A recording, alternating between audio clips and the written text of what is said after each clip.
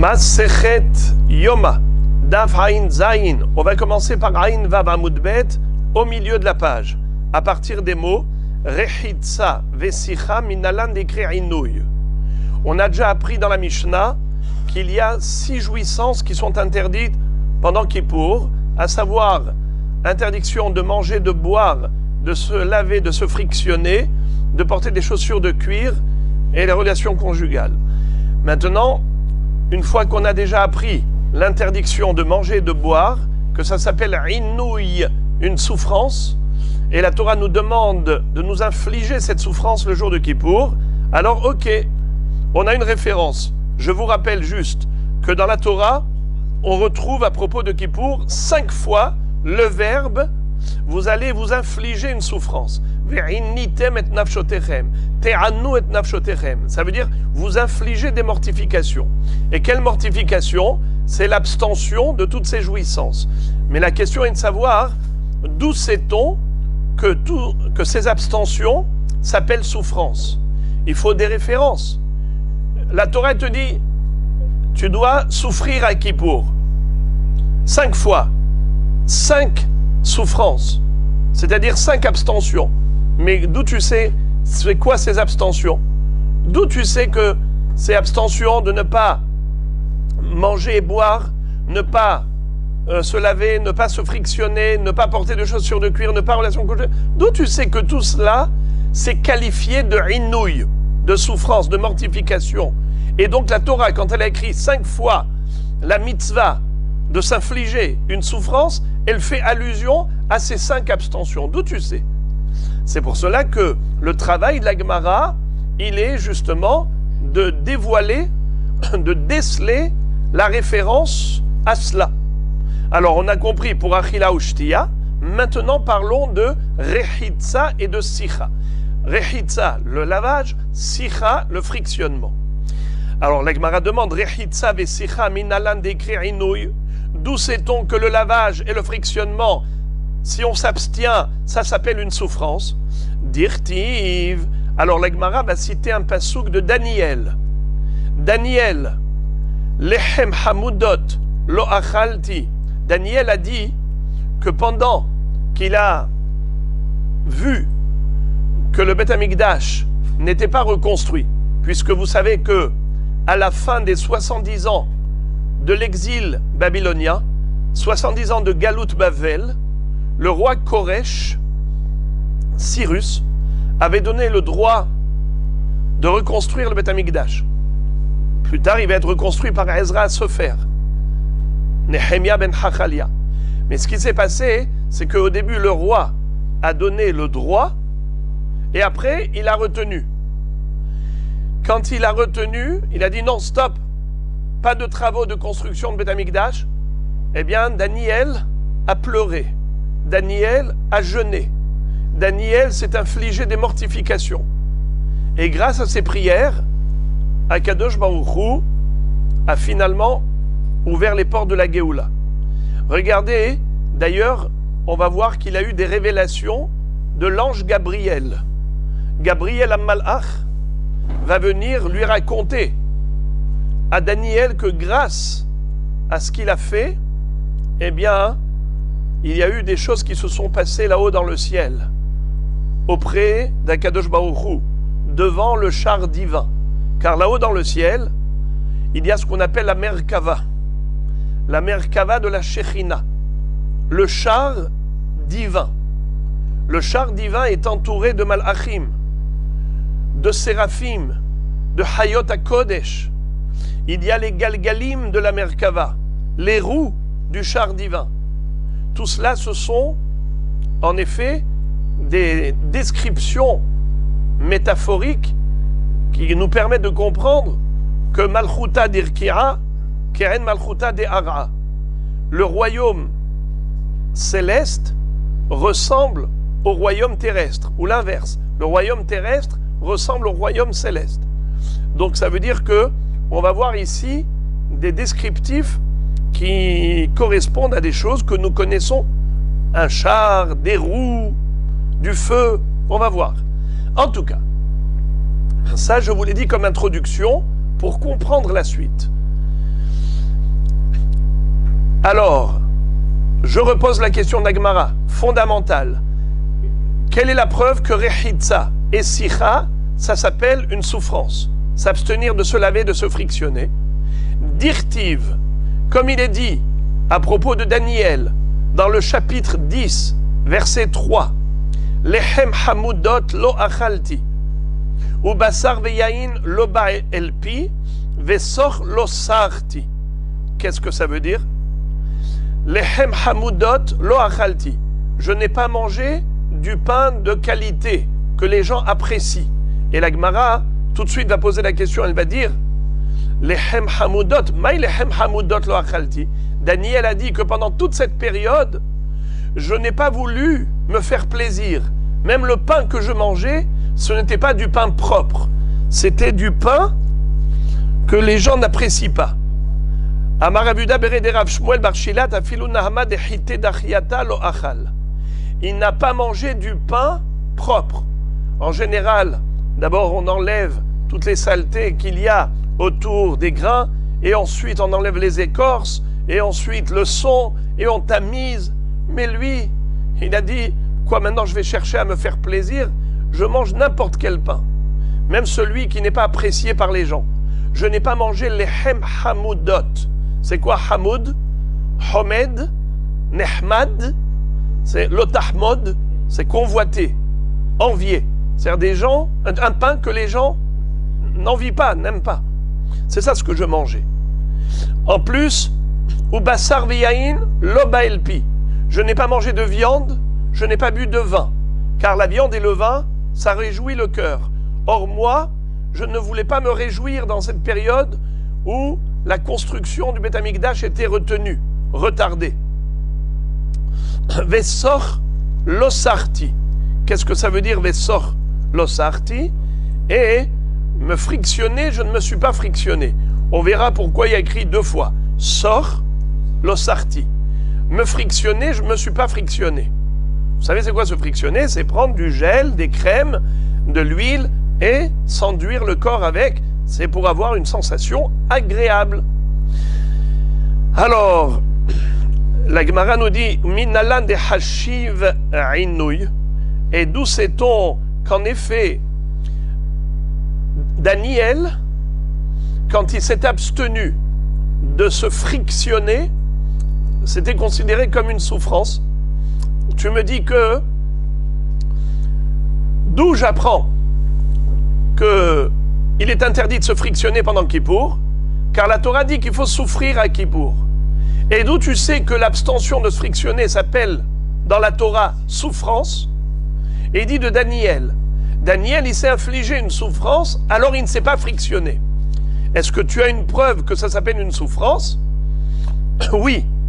Dirtiv, comme il est écrit que l'ange Gabriel, ça c'est un pasouk qui figure dans le livre de Daniel, va Yomer Elai. Daniel raconte qu'est-ce que l'ange Gabriel lui a dit. Al tira Daniel, n'aie pas peur Daniel. Kimin ayom arishon, asher natata et libecha, lehavinu leitanot lifne Elohecha, nishmeru devarecha, va ani bati bidvarecha. Qu'est-ce que ça veut dire? Sache Daniel que depuis le jour où tu as pris à cœur de leitanot, c'est quoi leitanot? Alors vous direz leitanot c'est jeûner, ça vient du mot ta'anit. Eh bien ici, pas forcément, puisque Daniel n'a pas jeûné. Daniel a mangé, seulement il n'a pas mangé des choses qui procurent du plaisir, qui sont agréables, dans le sens où il n'a pas mangé de viande, il n'a pas bu de vin, et même le pain qu'il mangeait n'était pas de qualité. Donc on ne peut pas dire qu'il a fait un vrai ta'anit, un jeûne. Alors c'est quoi le ta'anot? Il s'est infligé une souffrance. Laquelle souffrance? Sor losarti. Je ne me suis pas frictionné.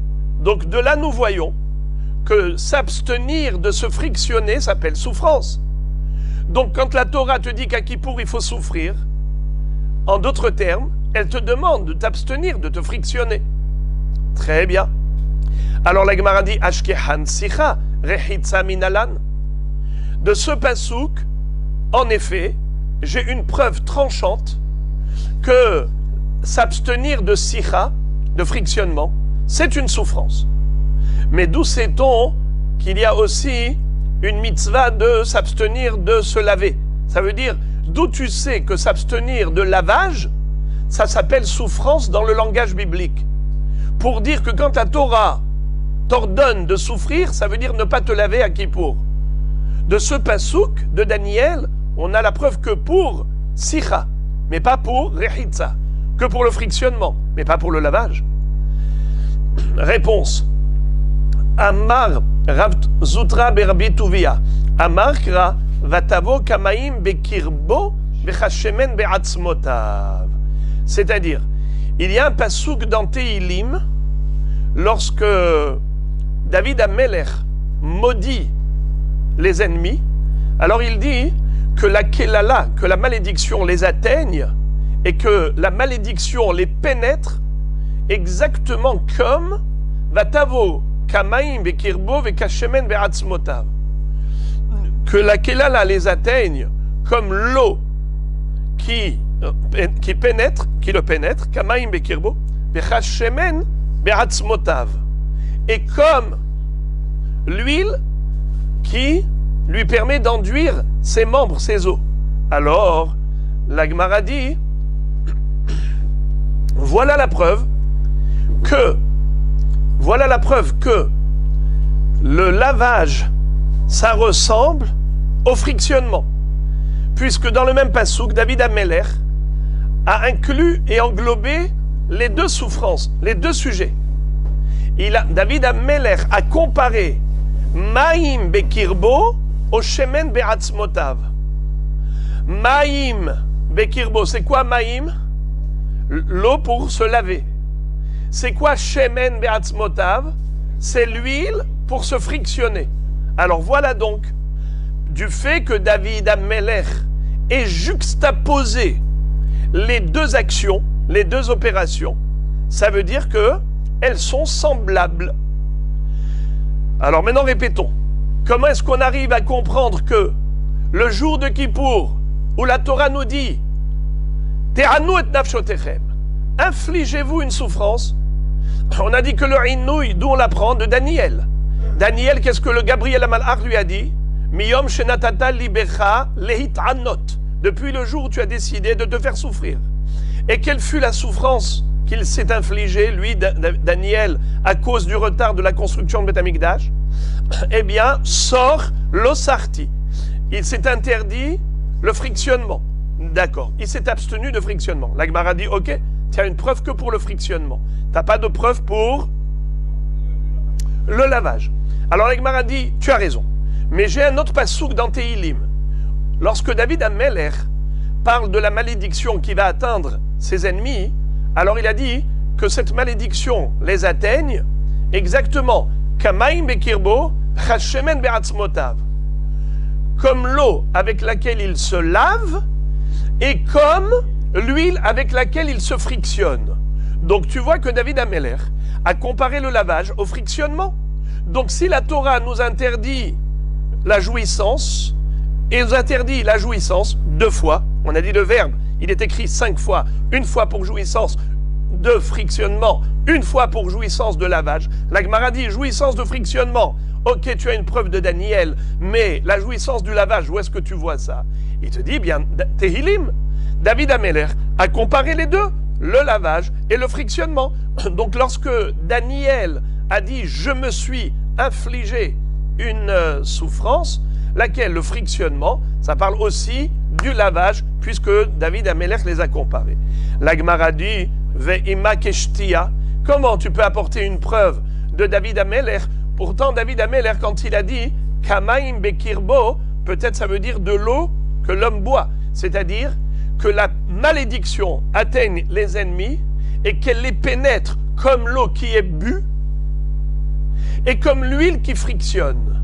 Ça veut dire que la malédiction les pénètre de l'intérieur et de l'extérieur. Tu n'as aucune preuve que David Amelech parlait de lavage? Car David Amelech, peut-être qu'il parlait de Maïm Bekirbo, Shetia. Alors la Gemara répond, Dumia de Shemen, Ma Shemen me Abraï, Af Maïm me Abraï. En araméen, abara, bara, c'est à l'extérieur. Bra, à l'extérieur. On compare ce qui est comparable. Si David Amelech a dit Kamaim bekirbo, chashemen be'atzmotav, et tu m'as dit que le shemen ba'atzamot, ça veut dire le frictionnement. Donc le frictionnement, c'est comment il se fait. Comment est-ce qu'on opère le frictionnement? C'est à l'extérieur. L'huile qu'on enduit sur le corps. Alors ainsi, l'eau dont on parle dans ce passouk, c'est de l'eau de l'extérieur et non pas de l'eau de l'intérieur. Alors mais comment tu peux comprendre le mot bekirbo? Pourtant il est écrit kamaim bekirbo. Donc c'est bien écrit à l'intérieur.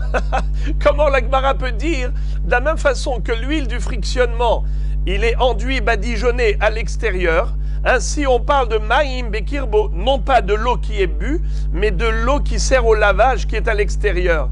Mais c'est écrit clairement dans le passouk maïm bekirbo à l'intérieur. Alors l'explication, c'est que comme lorsque vous allez prendre de l'huile ou une crème, vous allez frictionner, ça pénètre à l'intérieur au travers des pores de la peau. Ainsi, le lavage, quand on se lave, l'eau aussi pénètre les pores de la peau. Vous avez déjà vu de quoi elle a l'air votre peau après, quand vous sortez de l'eau? Quand vous sortez de l'eau, la mer ou autre, vous voyez comment vos mains, elles sont bien imbibées d'eau. Ça veut dire que l'eau pénètre. Donc, Kamaim bekirbo avec Hashemen be'atzmotav. David Amelech parle du lavage. Il ne parle pas de la boisson. Et c'est ça ce que la Gemara fait comme comparaison. Mais la Gemara réfute cette preuve en disant Ve'atan ifra kanasivla. Mais au travers d'une baraïta, plutôt d'une Mishnah, on va voir que c'est juste le contraire. Au lieu de comparer Kamaim bekirbo à Kashemen be'atzmotav et dire que de la même façon que le frictionnement se fait de par l'extérieur du corps, ainsi l'eau en question, c'est de l'eau qui arrive au corps par l'extérieur, c'est-à-dire le lavage, c'est absolument faux. Car dans la Mishnah Masechet Shabbat, on a comparé le frictionnement à la boisson. Au travers de ce pasouk, on a dit comme ça. Minayin le sirashi kishtia beyom akipurim afal pishen reaya la davar zecher la davar sheneemar vatavo kamaim bekirbo vechashemen be'atzmotav. La Mishnah dans Masechet Shabbat nous enseigne Minayin. D'où sait-on qu'à Kippour on n'a pas le droit de se frictionner? D'où sait-on que quand la Torah t'ordonne une souffrance, Te'anu et nafshoterem, ça veut dire de s'abstenir de se frictionner. D'où tu sais que le frictionnement, l'abstention de se frictionner, c'est une souffrance? Où est-ce que tu retrouves ce terme dans la Torah?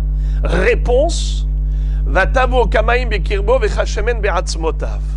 C'est-à-dire, de la même façon que tu n'as pas le droit de boire de l'eau, de boire une boisson pendant Kippour, ainsi tu n'as pas le droit de te frictionner. Et d'où tu sais que le frictionnement est comparé à la boisson de l'eau? Eh bien, on a cité ce même verset. On a cité le pasouk de Tehilim que tu viens de citer. Vatavo kamaim bekirbo vechashemen be'atzmotav. Quand David Amelech a dit que la malédiction va atteindre les ennemis, il a dit que cette malédiction les pénètre comme l'eau qui est bue et comme l'huile qui sert de frictionnement. Que la malédiction de l'intérieur et de l'extérieur les atteigne. Tu vois bien que la Mishnah a compris que ce pasouk parle de boisson, de l'eau qui est bue, et non pas de l'eau de lavage qui atteint que l'extérieur du corps. Alors, comment tu as pu dire que le lavage, on le déduit de ce pasouk, Kamaim Bekirbo, qui veut dire lavage? Pas du tout. Cette phrase de Kamaim Bekirbo, c'est de la boisson. La preuve, c'est que la Mishnah elle-même, dans Masechet Shabbat, te dit d'où sait-on qu'il est interdit de se frictionner à Kippour? Eh bien, la Mishnah cite ce pasouk pour dire que David Amelech a comparé le frictionnement à la boisson. Vatavo kamaim bekirbo vechashemen be'atzmotav. Donc, le frictionnement est comparé à la boisson. Et on ne parle pas de lavage. Donc, la question revient à la case départ. D'où tu sais qu'il est interdit de se laver pendant Kippour? D'où tu sais que se laver, c'est une jouissance de laquelle la Torah nous interdit en nous disant « Afflige-toi un inouï ». Et donc tu dis que dans le langage biblique, un inouï, ça fait allusion aussi au lavage. Mapitom. Et la marav ashi. Rechitza migoufe dikra. Shamiale. Dirti vesoch losarti. La Gemara arrive à la conclusion suivante. Tu veux savoir d'où sait-on que la rechitza, l'abstention de lavage du corps, s'appelle inouï? Eh bien, c'est de Daniel. Lorsque pendant cette période du retard de la reconstruction du Beth Amikdash, par Koresh, a suscité chez lui une vive émotion et il s'est affligé des mortifications par son chagrin, eh bien, il est écrit dans le Passouk Vayomer Elai altira Daniel ki minayom arishon asher natata el libecha leavinu leitranot lifnei Hashem Elokecha nishmeru dvarecha vani bati bidvarecha. L'ange Gabriel lui a révélé que grâce à ses mortifications, eh bien, il s'est passé des choses là-haut dans le ciel. Nishmeru devarecha. Dieu a écouté tes paroles, tes prières. Et grâce à tes prières, moi aussi, j'ai été délivré. On verra de quoi il s'agit. En tout cas, Daniel s'est infligé des souffrances. Et qu'est-ce qu'il a dit, entre autres? Je n'ai pas mangé de la viande. Je n'ai pas bu du vin. Je n'ai pas mangé du pain de qualité. Vesor losarti. Et me frictionner, je ne me suis pas frictionné. Pourquoi tu dis deux fois le verbe frictionnement? Vesor losarti. Tu aurais pu dire losarti. Réponse, sor, c'est le frictionnement, losarti, c'est le lavage. C'est pour faire allusion à ce qui ressemble au frictionnement, c'est le lavage du corps.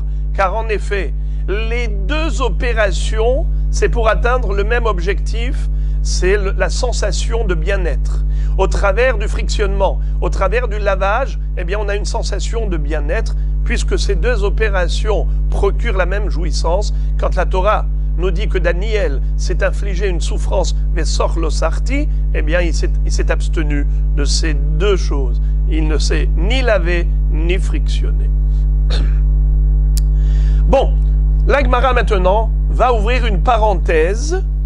Elle va se livrer à l'interprétation des psukim de Daniel et de Yehezkel.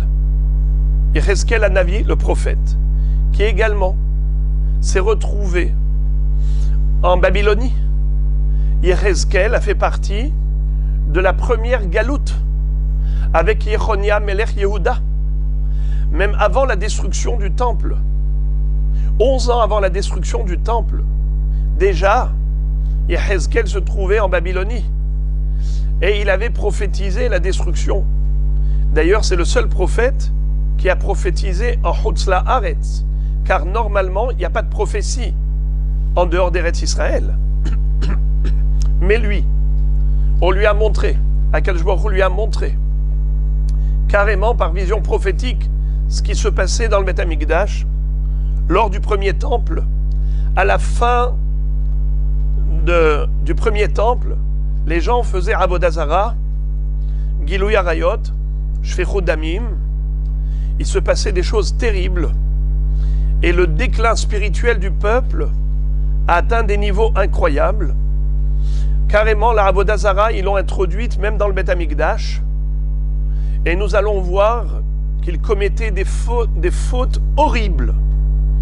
Dans le Beth Amikdash, il y avait des gens qui se mettaient là-bas à manger des choses qui donnent la diarrhée et ils ont commencé à se tenir avec le dos vers le Kodesh HaKodashim et ils faisaient les besoins là-bas par terre pour orienter les excréments vers le Kodesh HaKodashim et ils se prosternaient vers l'est. C'est-à-dire que le Kodesh HaKodashim était à l'ouest du Beth Amikdash et l'entrée du Beth Amikdash était à l'est et tel que vous le savez que le soleil il se lève où? à l'est. Il se prosternait devant le soleil à l'est. Et Akadosh Baruch Hu va permettre à Yehezkel Hanavi des visions prophétiques, et carrément dans sa vision prophétique, Yehezkel, il est transporté lui-même, il arrive à Yerushalayim et il voit tout ça de visu.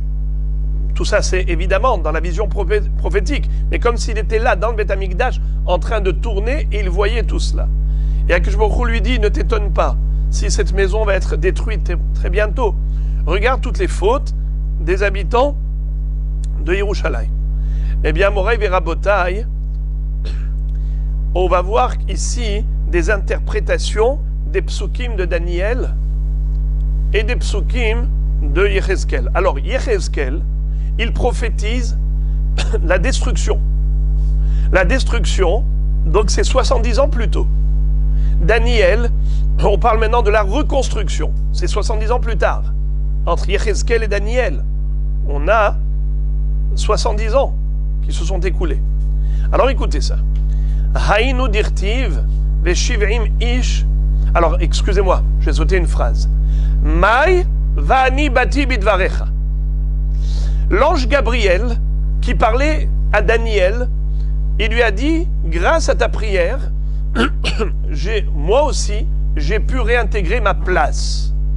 Nous allons voir tout de suite que Gabriel Amalach a été extradé. Il a été puni là-haut dans le ciel. On va voir qu'il va être extradé de sa place pendant 21 jours. Et ensuite, grâce à la prière de Daniel, il a été remis à sa place.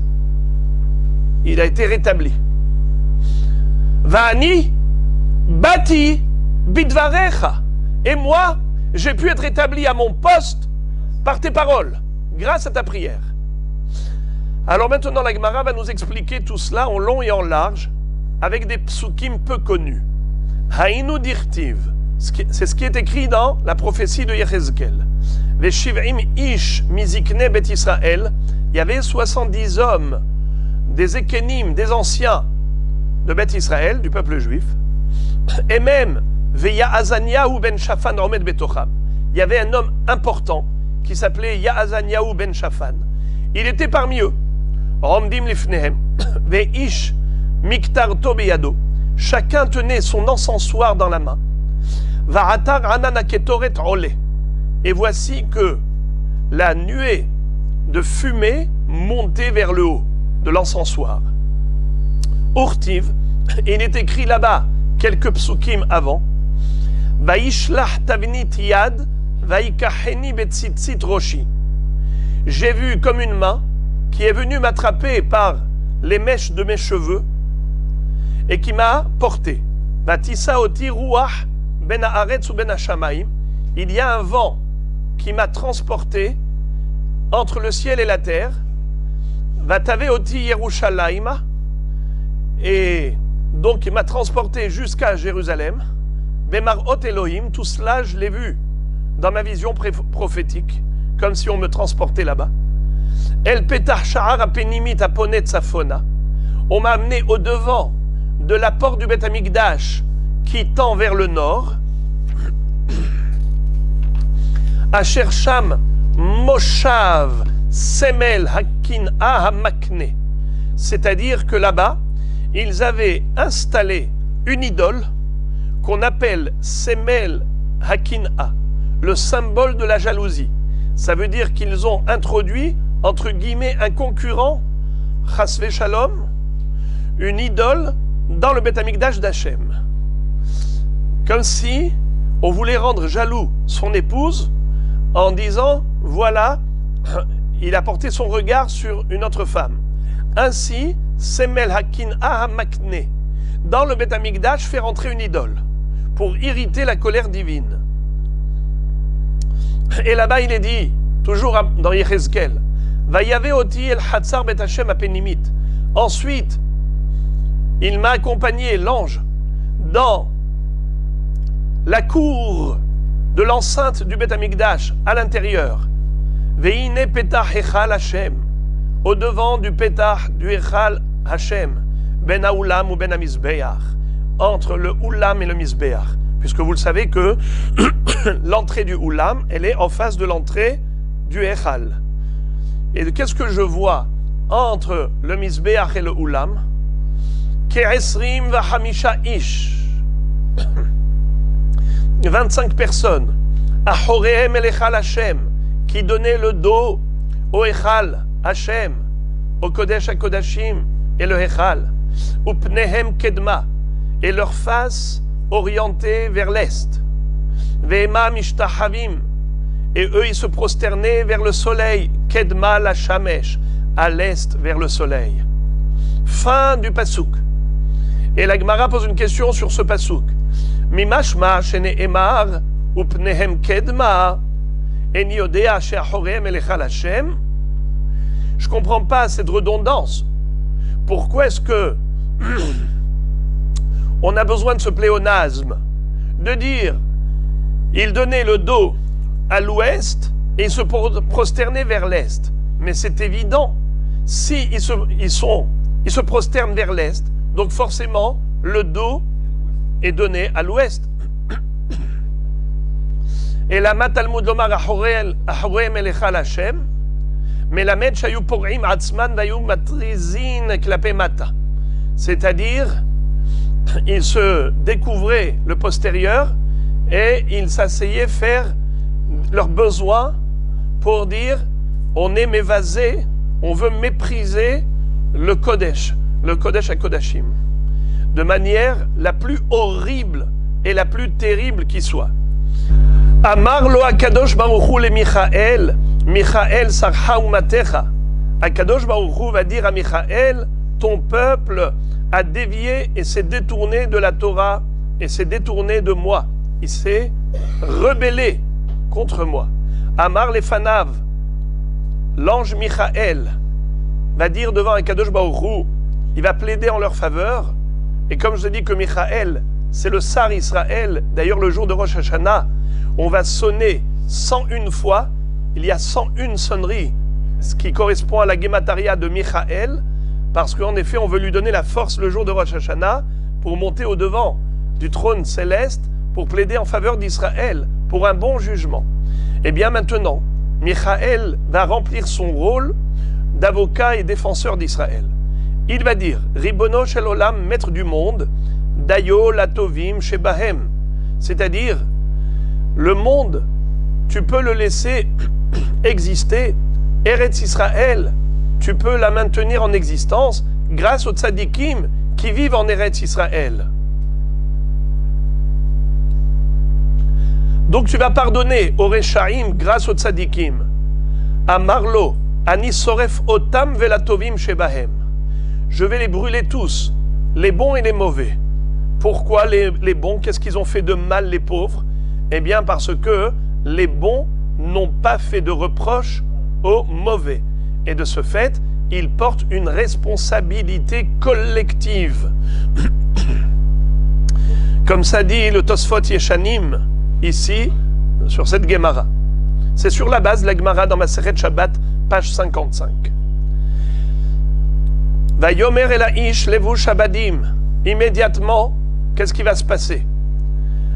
On va dire à l'ange qui était habillé de blanc, de vêtements de lin blanc. C'est qui? C'était Gabriel Amalach.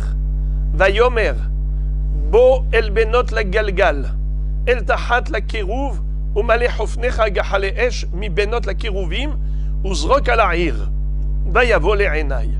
Qu'est-ce que ça veut dire?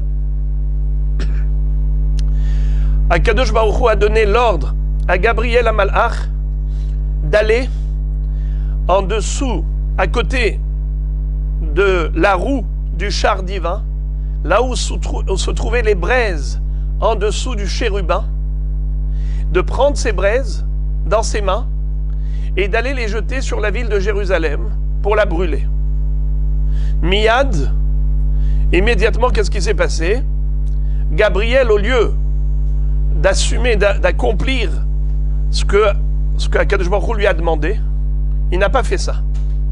Il a demandé au kérouv, au chérubin, à l'ange qui ressemble à un chérubin, de lui donner les braises. Vaishlach hakeruv et yado mi benot la keruvim. Il a pris d'entre les chérubins et la esh, le feu, asher benot a keruvim. Vaïssa vaïten el hofne levush abadim. Vaïkar vaïetse. Et il a mis dans les poignets, c'est-à-dire dans les mains de Gabriel, qui était habillé avec ces badim. Gabriel est parti, vaïkar vaïetse. Il est sorti avec pour aller jeter ses braises sur Jérusalem.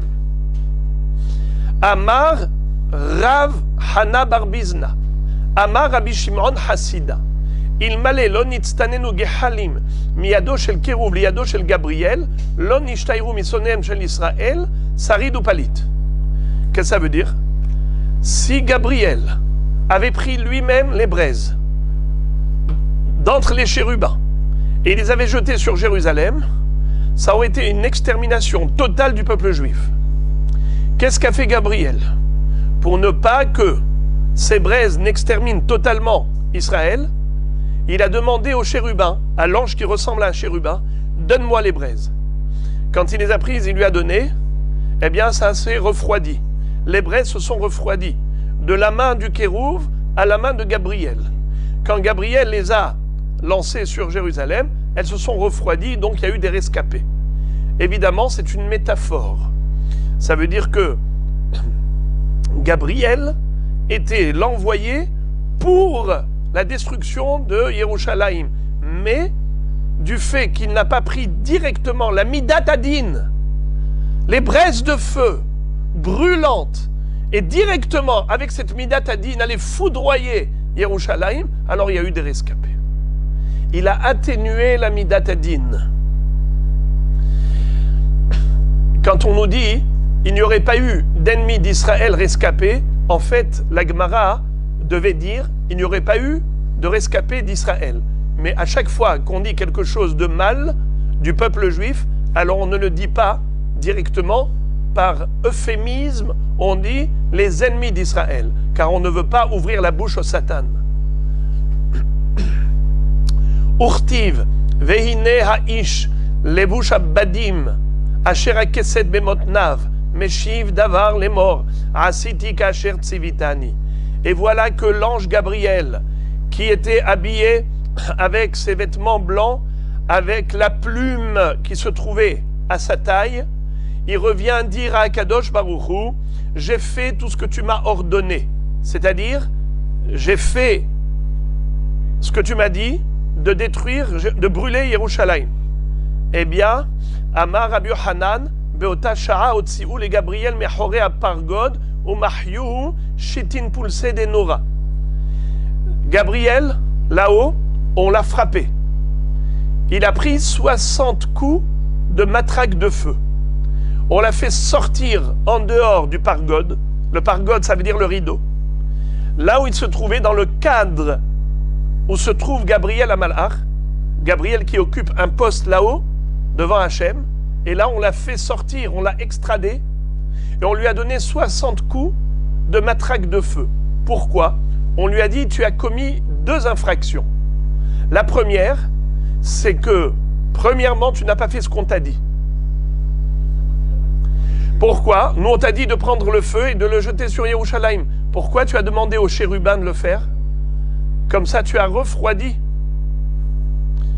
Deuxièmement, pourquoi tu reviens dire « j'ai fait ce que tu m'as dit » ?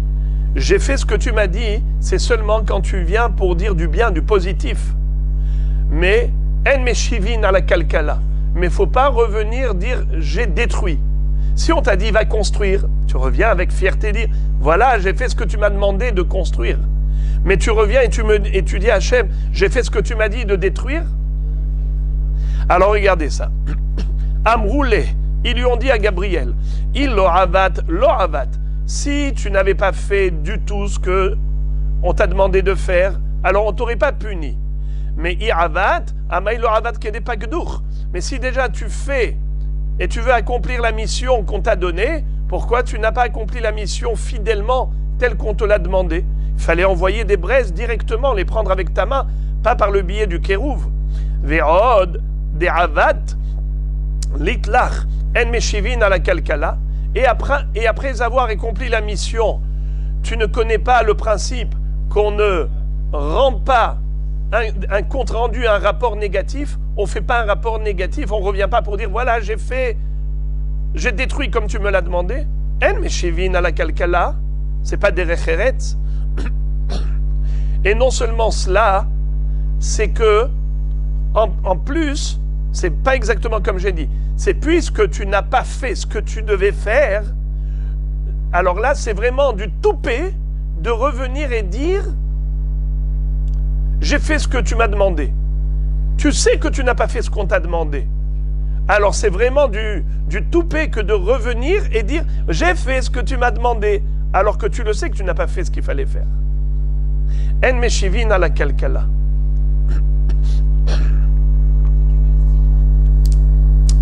Évidemment que tout ça sont des choses très profondes. Alors maintenant, qu'est-ce qui va se passer? Pendant que Gabriel va être puni, on va l'extrader pendant 21 jours et il va être remplacé par l'ange perse. Vous savez que chaque nation du monde a un ange qui est son défenseur. Celui qui gère les problèmes de son peuple et qui réclame à Kadosh Baruch Hu toutes sortes de budgets pour le peuple. C'est-à-dire, il demande et il revendique les droits de son peuple. Ça s'appelle des sarim. Eh bien, l'ange des Perses, il s'appelle Doubiel, car les Perses ressemblent à des ours. La Gemara dit qu'ils ont un comportement qui ressemble à des ours. Alors lui, l'ange des Perses s'appelle Doubiel. Doubiel, le Dov. Aïtoua les Doubiel, Sarah des Parsa et Beokme Baharike. Ils ont appelé Doubiel, ils lui ont dit toi maintenant tu vas prendre la place de Gabriel. Veshimesh Esrim Ve'ehadiom. Et il a officié à la place de Gabriel pendant 21 jours. À quoi ça vous fait penser, Rabotaï, les 21 jours? Hein? Bravo. Les 21 jours durant lesquels nous portons le deuil depuis le 17 Tammuz jusqu'à Tisha B'Av, où on était sous la domination des Goïm qui ont détruit le Beth Amikdash. Là, on retrouve également 21 jours où il y a eu, au lieu que ce soit Gabriel qui soit au poste, c'était l'ange des Perses qui était au poste et donc qui dominait Israël. Regardez ce qu'il va réclamer. Dirti vesar malchut paras omed le negdi esrim ve'echad yom. Gabriel va dire l'ange perse était en face de moi pendant 21 jours. Veine Michael echad asarim arishonim ba le'ozreni. Et voilà que Michael, l'ange d'Israël, un des sarim arishonim, l'un des grands malachim, est venu pour m'aider. Va'ani notarti sham etzel malche paras. Et moi je suis resté là-bas auprès des rois de Paras. Yahvoule esrim vehad malche. On a donné à Doubiel le pouvoir, le droit de mettre en place 21 rois perses. Au Parvata des Mashhig. Et on lui a même donné le port de Mashhig, c'est-à-dire la ville portuaire qui s'appelait Mashhig. Là-bas, il recevait tous les impôts. La douane aux frontières de ce port, c'est là où il y avait beaucoup de richesses qui arrivaient, puisque tous les transports de marchandises, import-export, ça se faisait par là, et donc les Perses gagnaient beaucoup d'argent par le Parvata des Mashhig. Amar, Kativouli le Israël Beakarga. À ce moment-là, Doubiel, il en profite pleinement, puisqu'il est dans la coalition là-haut, il est maintenant dans la même chala, au pouvoir, il dit, je demande qu'on puisse me imposer à Israël de me donner des taxes, c'est-à-dire de me reverser des impôts et des taxes pour le trésor royal perse, que Israël reverse des taxes aux Perses, à l'Iran. Qu'as-tu voulu? Eh bien, on lui a donné satisfaction. Et en effet, que Israël reverse des taxes à l'Iran. Kativule Rabbanan Berkarga. Ktivuli Rabbanan Berkarga. Maintenant, je voudrais que, pas seulement le gouvernement israélien reverse des taxes, mais que même les religieux, qui normalement sont dispensés des taxes, des impôts, que eux aussi reversent aux Perses des taxes. Katvule, on lui a écrit dans le contrat également, mais on n'a pas signé le contrat. Be'idna debaoul mihtam, au moment où on a voulu signer et tamponner, Hamad Gabriel mehoré à Pargod, Ve'amar, Gabriel, de derrière le rideau, c'est-à-dire il était en dehors de la pièce où il se trouvait habituellement, et de là-bas il commence à plaider en faveur des Talmidei Chachamim, et il dit, Moraï Verabotai, comment vous voulez soumettre même les Talmidei Chachamim à reverser des impôts aux Perses, alors que les Talmidei Chachamim, eux, qu'est-ce qu'ils font? Ils étudient Torah nuit et jour. Ve'amar, il a récité le passouk de Tehilim. Shav lachem mashkimekum me'achare shevet ochle lechem ha'atzabim ken iten lidido shena. Mai ken iten lidido shena amar Rabbi Yitzchak elu neshotem shel talmidei chachamim shemenadedot shena ba'olam hazeh vezochot le'olam haba.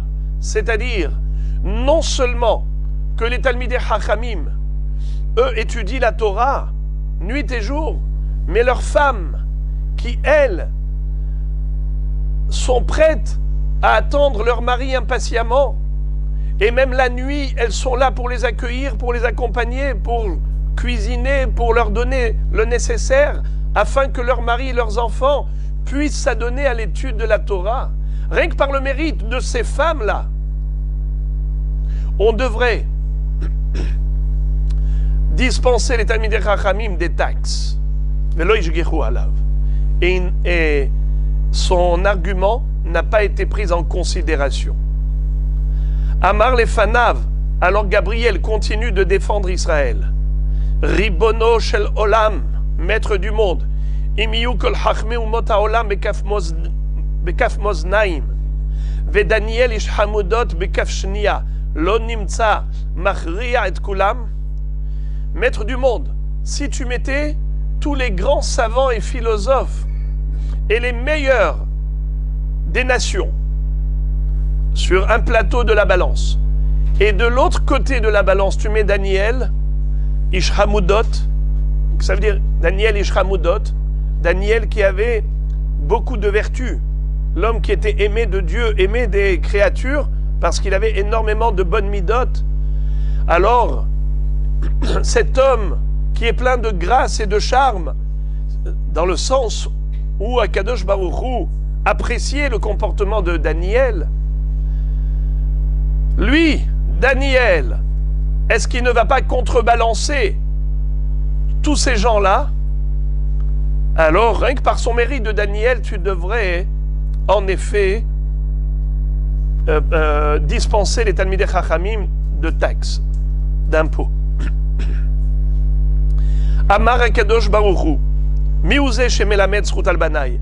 Alors Akadosh Baruch Hu va dire, c'est qui celui-là qui n'arrête pas de plaider en faveur de mes enfants?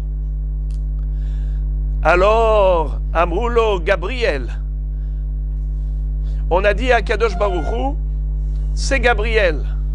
Amrou lefanav ribono shel olam Gabriel. Les anges du ciel ont dit c'est Gabriel. Amar lahem yavo. Alors par ce mérite, ramenez-le. Faites-le entrer. Alors que 21 jours il était exclu, au piquet. Sheneemar vani bati bidvarecha. Qu'est-ce que ça veut dire? Je suis revenu, dit Gabriel à Daniel, à ma place grâce à toi. Amar Léoul, Akshbaru a dit, faites monter Gabriel, faites-le rentrer. Aïlou, on l'a fait rentrer. Et il a trouvé, qui à sa place? Doubiel, l'ange des Perses, des Nakatlé Ligarté Biadé, qui tenait encore dans sa main le contrat de la soumission d'Israël qui doit reverser des impôts et des taxes au peuple perse. Qu'est-ce qu'il a fait? Bahil l'émir Maminé. Il a voulu lui arracher de la main le contrat. Bela'a, qu'est-ce qu'il a fait d'Oubiel? Il a avalé avant que Gabriel ne lui arrache. Ikade Amre, Mirtav, Havakativa, Mirtam, Loava Hatima. Alors il y a ceux qui disent que ce contrat a été écrit, mais il n'était pas signé. Il n'était pas tamponné. Ikade Amre, Af Mirtam, Name, Hava Hatima, Aval Kedebal, Aim, Al-Hik, Lemina. C'est-à-dire, oui, selon la deuxième version, le contrat était déjà signé, mais lorsque l'ange l'a avalé, il a effacé la signature. Donc automatiquement, qu'est-ce qui se passe en Perse? Aïnou de bemalchuta de paras, ikade yaïv karga, ikade lo yaïv karga. Ce n'est pas clair. La loi n'est pas claire. Il y a des talmidei hachamim qui, en Perse, reversaient des taxes au trésor public, au trésor royal, et il y avait des talmidei hachamim qui étaient dispensés. Ils ne reversaient pas des taxes. Pourquoi? Parce que Doubiel, comme il a avalé, il a effacé, alors la loi n'était pas claire. Ça veut dire que c'est resté une loi, un décret qui n'avait pas vraiment de preuves tranchantes. Alors ceux qui donnaient, ceux qui ne donnaient pas, on les laissait, on était tolérants. Parce que tout ce qui se passe en bas sur terre, c'est le produit de ce qui se passe là-haut dans le ciel.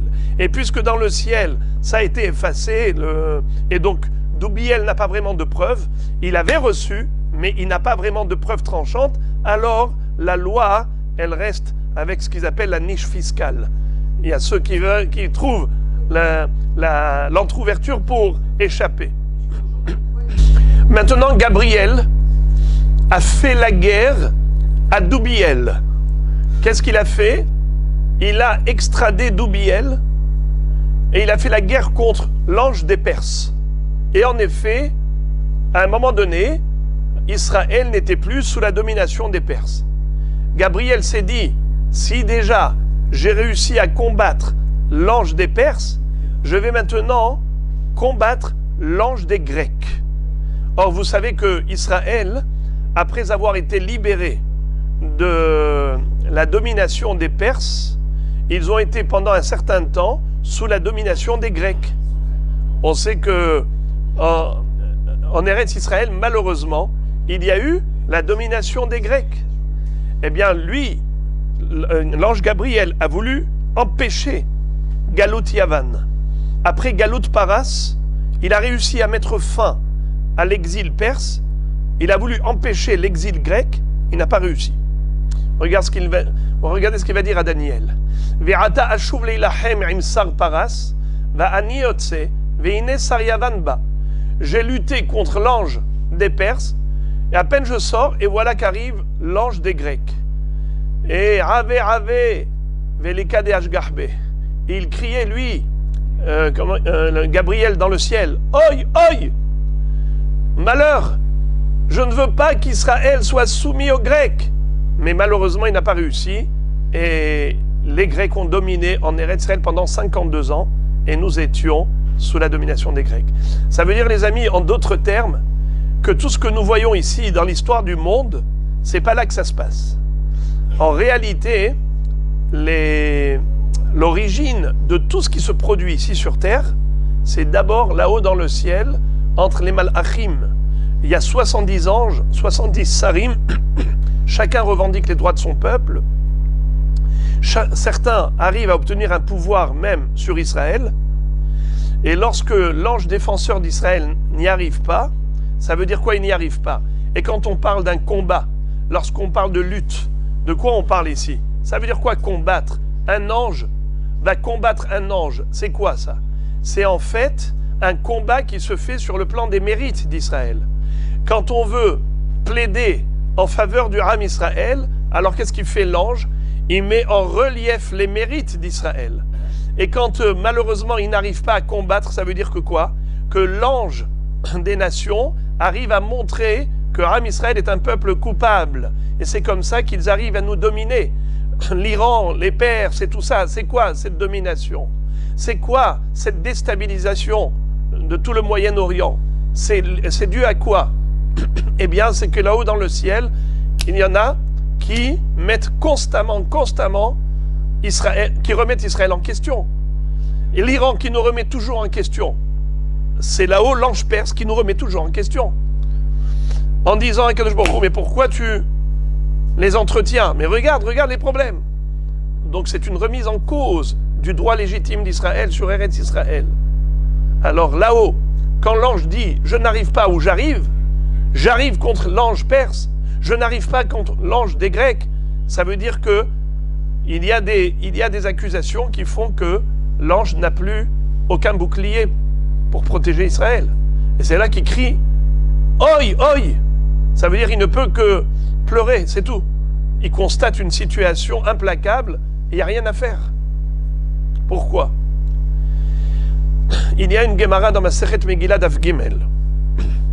Yoshua bin Nun a vu un ange avec une épée brandissante. Et il lui a dit, Alanu ata im netzarenu, tu es avec nous ou contre nous? Tu es avec nous ou avec nos ennemis? Il lui a dit, moi je suis un ange, je suis le chef d'armée d'Hachem dans le ciel. Ata bati. Il lui a dit, j'ai deux reproches à vous faire. Vous n'avez pas offert aujourd'hui le Korban Atamid. Cet après-midi.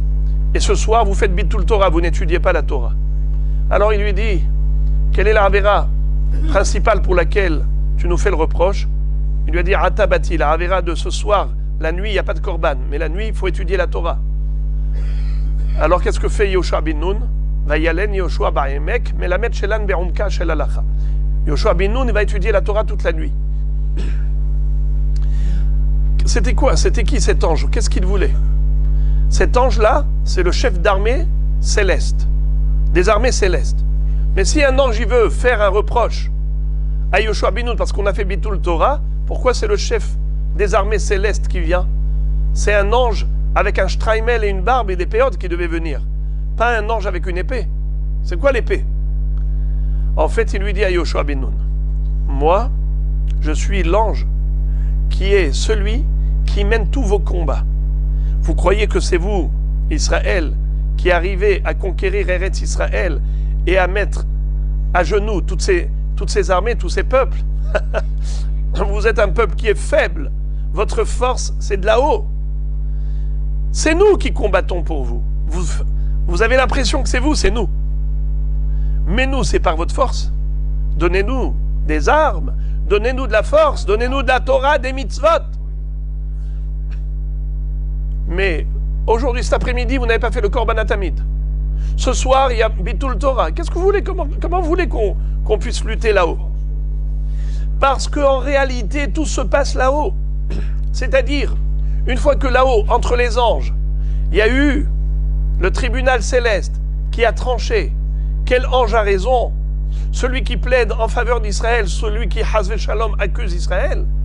En fonction de ce qui s'est passé là-haut, l'ange qui a gagné, c'est le peuple qui va gagner en bas. Donc donnez-nous des forces. Vayalen Yoshua ba'emek. Et là, Yoshua plonge dans l'étude de la Torah. C'est ce qui donne la force au Malachim pour protéger Israël. Et maintenant, on va fermer la parenthèse pour revenir au sujet de Kippour. On avait dit qu'à Kippour, on n'a pas le droit de manger, de boire, de se frictionner, de se laver. On a compris que s'abstenir de frictionnement, c'est un inouï. Mais pour la rechitza, pour le lavage, d'où sait-on que s'abstenir de se laver, c'est une souffrance qu'on doit s'infliger à Kippour? Alors, on a un premier enseignement, c'est du passouk de Daniel qui a dit « Vesor losarti ». Au moment où Daniel s'est infligé des mortifications pour le retard de la reconstruction de Beth Amikdash, il a dit « Sor losarti ». Losarti, ça veut dire « je ne me suis pas frictionné ». Alors pourquoi cette redondance « Sor losarti », c'est pour faire allusion au lavage. Mais maintenant, la Gemara va nous donner une deuxième référence, autre version.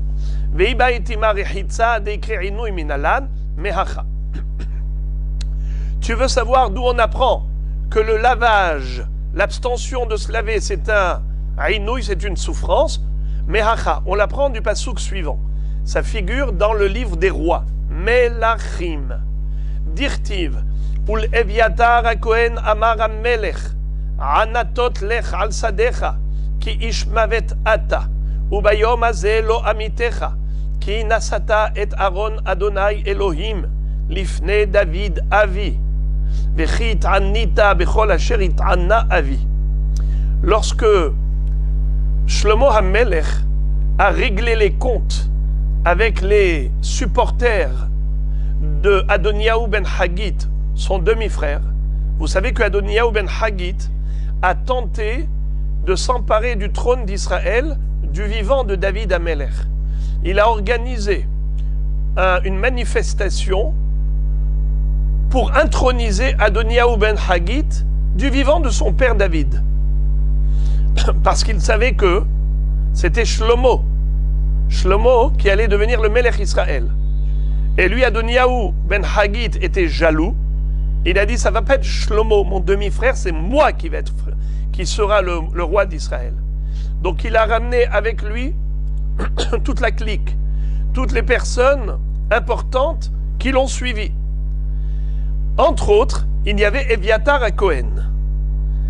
Quand Shlomo HaMelech plus tard va succéder à son père David HaMelech sur le trône d'Israël, il va régler les comptes avec tous ceux qui s'étaient rebellés, tous ceux qui avaient soutenu Adoniyahu ben Haggith.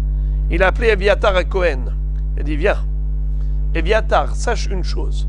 Normalement, tu es condamnable. Normalement, tu aurais dû être exécuté. Tu es un rebelle. Tu t'es rebellé contre le roi, mon père, pour empêcher l'accès du nouveau roi, moi.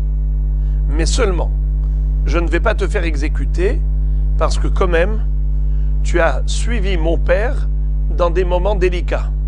Lorsqu'il fuyait Avshalom, vous savez que Avshalom, le fils de David HaMelech, a tenté d'attenter à la vie de son père et de le tuer.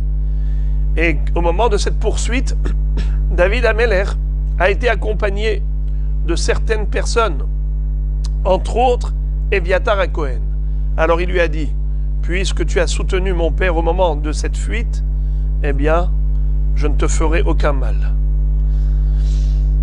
Ule Eviatar HaKohen Amar HaMelech, Anatot lech al sadecha, ki ish mavet ata. Par contre, ce que je te demande, c'est de quitter Yerushalayim et d'aller dans la ville de Anatot. Là-bas, tu iras là où il y a tes champs, à Anatot. Ubayom hazeh lo amitecha. En ce jour-ci, je ne te mettrai pas à mort. Ki nasata et Aaron Hashem Elokim lifne David Avi. Car tu as porté l'arche sainte devant David mon père. Vechi it'anita bechol asher it'anna Avi. Et tu as enduré les mêmes souffrances qu'a enduré mon père lorsqu'il a fui Avshalom. Eh bien, Urtiv be David, ki amru ha'am ra'ev ve'ayef ve'tzameh bamidbar. Lorsque David a fui Avshalom, il est dit de lui, le peuple a dit, il a faim avec ses hommes, il est ayef avec ses hommes, il est tzameh, il est assoiffé avec ses hommes. Le mot ayef, je n'ai pas traduit. Ayef, a priori, ça veut dire fatigué. Mais Raev, affamé, Tzameh, assoiffé, Ayef, fatigué. Alors la Gemara dit Raev milechem, Vetzameh mimaim, Ayef mimai, Lav mirechitza. David HaMelech, lorsqu'il était en état de fuite, alors le peuple a dit il a faim, il a soif et il est Ayef. Il a faim de pain, il n'avait pas de quoi manger. Il a soif d'eau, il n'avait pas de quoi boire. Ayef, il était épuisé, fatigué de quoi? Eh bien, c'est que pendant des jours et des jours, ils n'ont pas pu se laver. Puisqu'ils n'avaient pas la possibilité de rechitza, quelqu'un qui ne se douche pas, qui ne se lave pas pendant des jours où il transpire, eh bien, il se sent très mal à l'aise. Il a un mal-être, ça s'appelle Ayef.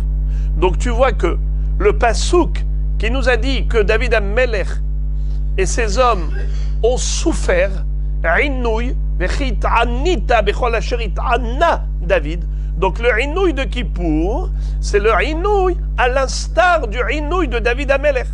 Et à propos de David Amelech, il est dit qu'il était Ayef. Et c'est quoi Ayef a priori? C'est Rechitza, l'abstention du lavage. Donc l'abstention du lavage s'appelle inouï. La Gemara dit Vedilma min ne'ilat sandal. Qui te dit que Ayef, ça faisait allusion au lavage? Peut-être que Ayef, ça faisait allusion au port des chaussures de cuir, qu'ils n'avaient pas de chaussures et donc ils avaient mal aux pieds. La Gemara dit et la Marabitzhak mehacha maim karim al nefesh ayefa. Qu'est-ce que ça veut dire? Tu as raison, tu as posé une bonne question, mais j'ai un autre pasouk où il est écrit maim karim al nefesh ayefa. C'est quoi maim karim? De l'eau fraîche. Al-Nefesh Ayefa, sur une âme fatiguée, sur le corps d'un homme fatigué. Donc tu vois que Ayef, c'est le lavage de l'eau. La Gemara dit, Vedilma Mishtia, qui te dit que Maïm Karim, Al-Nefesh Ayefa, c'est l'eau fraîche pour se laver le corps. Mais peut-être que c'est l'eau fraîche pour boire. La Gemara répond, Miktiv ben Nefesh Ayefa, Al Nefesh Ayefa Ktiv. Qu'est-ce que ça veut dire? Il n'est pas écrit Maïm Karim ben Nefesh. C'est écrit Al Nefesh. C'est quoi Nefesh? L'âme. Le corps vivant s'appelle Nefesh Haya. Alors, est-ce que c'est Al Nefesh ou bien c'est Ben Nefesh? Si on parlait de boisson, alors on aurait dit Maïm Karim Ben Nefesh Ayefa. Mais puisque c'est écrit Maïm Karim Al Nefesh Ayefa, donc on parle forcément du lavage. Ok. Maintenant, on a déjà compris 4 éléments. Achila, Shetia, Sicha, Rechitza. Question, d'où sait-on également qu'il faut s'abstenir de porter des chaussures de cuir? Ou ne'ilat sandal minalan, dirtiv, ve David ole bema'ale hazetim, ole u boche, ve rosh lo hafouy, ve hu holech yahef. Yahef mimai, lave mine'ilat sandal. Il est dit à propos de David, au moment où il fuyait Avshalom, il est dit que David montait sur le Harazetim, c'est-à-dire la pente, il gravissait cette pente, Rolé ou Boché, il montait, il pleurait, Veroshlo Hafouy, la tête couverte, Veolech Yahef, et il allait Yahef. La Gemara dit, ça veut dire quoi Yahef? Yahef mimai, lav mine'ilat sandal. Yahef, ça veut dire pieds nus. Donc pieds nus, ça veut dire qu'il n'avait pas de chaussures. Alors on a compris, puisque David Amelech, on a dit de lui qu'il souffrait. Qu'est-ce qu'il a souffert, David? Dans quel passouk on voit qu'il a souffert? Shlomo a dit à Eviatar, tu as souffert avec mon père au moment de la fuite de Avshalom. Tu vois que le inouï, c'est quoi? C'est qu'il n'avait pas de quoi boire, manger, de quoi se laver et ne pas porter de chaussures. Puisque Yahef, ça veut dire pieds nus.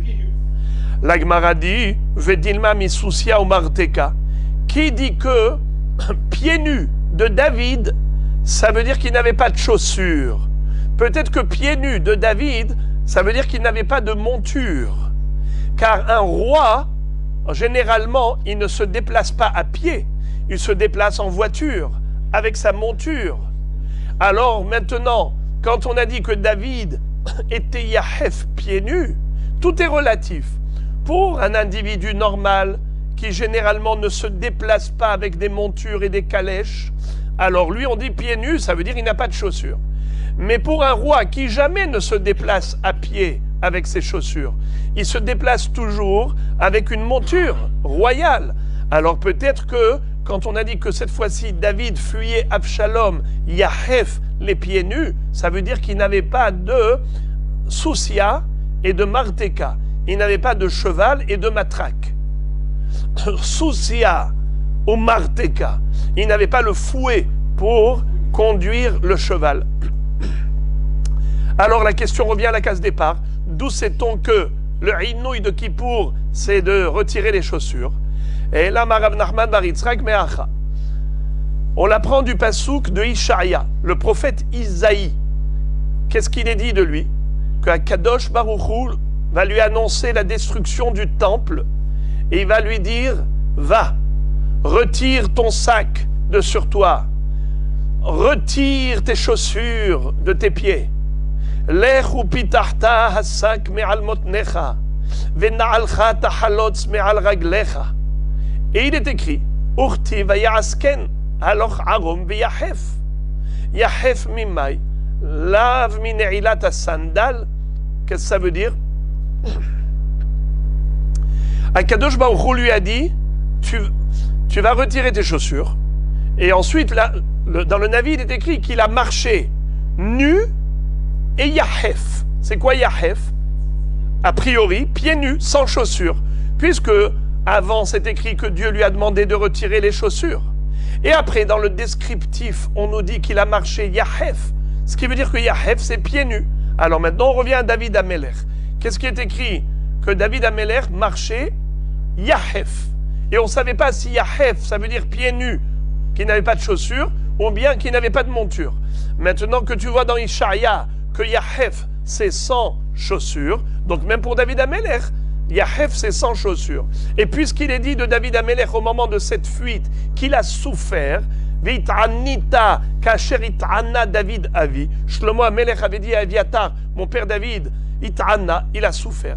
De là, on apprend que ne pas porter de chaussures de cuir, c'est une souffrance. La Gemara remet en cause et elle dit Ve'ima bemin alim ametullaim. Peut-être que Behemet, il portait des chaussures. Seulement, c'était des chaussures qui étaient de mauvaise qualité, tout déchirées en lambeaux. Deilotema hachi, arom mamash, et la bibgadim bluim. Achaname bemin alim amtulaim. Preuve en est, de la même façon que tu ne peux pas traduire littéralement le mot arom. Qu'est-ce que ça veut dire arom? Nu. Quoi? Le prophète Ishaïa, il a marché tout nu? C'est impossible. Ça veut dire quoi qu'il a marché nu? Ça veut dire qu'il n'avait pas de vêtements honorifiques. Il avait des vêtements en haillons, en lambeaux. Pareil, les chaussures qu'il avait, c'était des chaussures déchirées ou avec des raccommodages, rapiécés. Et là, Rav Nachman bar Yitzhak, mehacha. Rav Nachman bar Yitzhak, il déduit du pasouk dans Jérémie. Qu'est-ce qui est dit à propos de Irmia? Min'i raglech miyahef ou gronech mitzim'a. Akadosh Baruch Hu adresse un message à Israël et il lui dit évite d'avoir la gorge sèche, assoiffée, bois de l'eau. Évite d'avoir les pieds nus. Min'i raglech miyahef ou gronech mitzim'a. Qu'est-ce que ça veut dire? Qu'est-ce que ça veut dire? Min'i atzmech minahet kedei shelo yavo raglech lidei yihuf.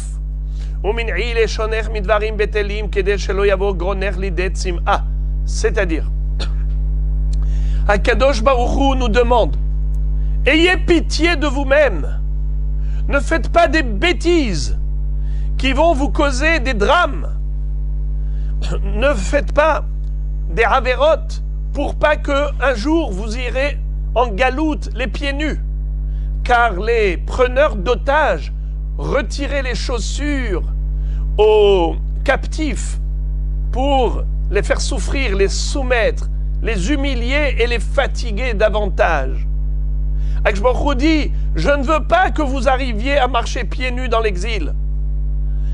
Également, ne dites pas des bêtises, n'utilisez pas votre gorge, votre parole pour dire des dvarim betelim, des paroles futiles, des paroles négatives, car Hasve Shalom, vous irez en galoute, et pendant la galoute, les preneurs d'otages ne vous donneront pas à boire. Vous vous rappelez de l'histoire?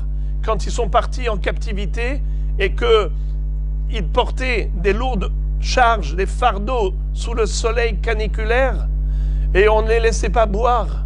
Et quand ils ont demandé au Bnei Ishmaël, donnez-nous à boire de vos outres, qu'est-ce qu'ils ont fait les Réchaïm? Ils leur ont donné des poissons salés, et les outres étaient pleines d'air, et ils leur ont donné à aspirer le contenu d'air en leur faisant croire que c'était de l'eau. Je me dis, je ne veux pas en arriver là, à devoir sévir et vous punir et assécher votre gorge et dénuder vos pieds. Je ne veux pas arriver à cela. Alors c'est ça. De là, tu apprends le mot Yahef, ça veut dire pieds nus. Alors les amis, conclusion. D'où on apprend que Ne'ilat as-sandal est interdite à Kippour. Car il est écrit Ve'innitem et nafshotechem. Vous allez vous infliger une souffrance. Qu'appelle-t-on souffrance? On apprend de David Amelech. Il est écrit que Shlomo a dit à Eviatar, je ne vais pas te punir parce que tu as souffert avec mon père. Quelle souffrance David Amelech a enduré? Eh bien, Raïef, Raëv, Tsamé et Ayef. Et après, la Gemara a dit, Ayef, ce n'est pas une preuve. Car je peux te dire que Ayef, c'est par rapport à la boisson, ils étaient assoiffés et ainsi de suite. Alors, la Gemara dit, tu veux savoir d'où on apprend? On apprend du mot Yahef. David Amelech, Rolech Yahef.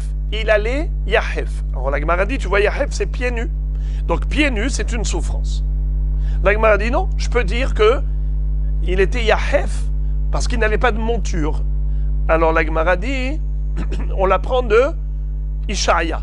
Dieu lui a dit, marche Yahef, retire tes chaussures et marche Yahef. La Gemara dit, retire tes chaussures, peut-être les belles chaussures honorifiques, mais des chaussures déchirées, rapiécées en haillons, peut-être que c'est permis, peut-être que ça s'appelle Yahef. La Gemara dit, on l'apprend de Irmia. Quand Irmia a dit au peuple juif, s'il vous plaît, faites teshuva, arrêtez vos bêtises. Dieu ne veut pas que vous marchiez pieds nus. Qu'est-ce que ça veut dire? Dieu ne veut pas que vous marchiez Yahef. Il ne veut pas que vous soyez pris en otage et exilés, et ensuite vos preneurs d'otages vont vous faire marcher Yahef pieds nus. Donc de là on apprend que Yahef, ça veut dire pieds nus vraiment. Et donc David Amelech, s'il a marché Yahef, ça s'appelle Ainouï. Et comme la Torah nous dit, à Kippour, il faut Ainouï, donc on retire les chaussures. Normalement, à Kippour, on aurait dû marcher pieds nus. Normalement, à Kippour, on aurait dû marcher pieds nus. Seulement, comment aujourd'hui, on permet aux gens de mettre des chaussures qui ne sont pas en cuir? Parce que les poskim disent que quelle est la souffrance de marcher pieds nus? C'est de ressentir la dureté du sol. Et quand on met des semelles de cuir, on ne ressent pas la dureté du sol sous la plante des pieds. Alors c'est pour cela qu'on permet d'autres matériaux. On permet d'autres matériaux, parce que les autres matériaux, ils sont mous. Et comme c'est mou, la plante du pied ressent la dureté du sol. Et quand tu passes une journée avec des autres chaussures que du cuir, à un moment donné, quand tu ressens la difficulté, la douleur sous la plante des pieds. Mais Béhémet, il y a des gens qui font attention de ne pas mettre des chaussures trop confortables. Parce que si tu mets des Nike où ils mettent dedans des crampons avec de l'air hydraulique et que quand tu es avec ces Nike, tu te sens envolé dans les airs, alors là, vraiment, tu ressens aucune dureté du sol. Celui qui veut être mahmir, eh bien, il faut qu'il mette, même s'il met des espadrilles ou des choses comme ça, mais pas les plus confortables. Parce que sinon, la notion de Yahef, elle n'est pas obtenue. Il n'y a pas d'interdiction. C'est comme quelqu'un qui va rester toute la journée dans son lit. Eh bien, il ne va pas avoir les pieds sur le sol. Il n'aura pas commis d'interdiction. On va terminer avec le cinquième Ainouï. C'est lequel? Les relations conjugales. D'où on apprend que c'est interdit d'avoir une relation conjugale à Kippour. Tashmish amita d'écrire Ainouï minalan. Dirtiv im te'anet benotai ve'im tikach nashim al benotai. Lorsque Lavan a dit à Yaakov, je te demande de ne pas faire souffrir mes filles. Qu'est-ce que ça veut dire? Je tourne la page. Im te'ane mitashmish. C'est-à-dire, je ne veux pas que tu prives mes filles de ce qui leur revient comme droit, c'est-à-dire les retrouvailles de la femme avec le mari, c'est quelque chose qui fait plaisir à l'épouse. Elle est heureuse de retrouver son mari. Et la priver de cela, c'est une souffrance. C'est pour ça que Lavan a dit « Ne prive pas mes filles de la vie conjugale ».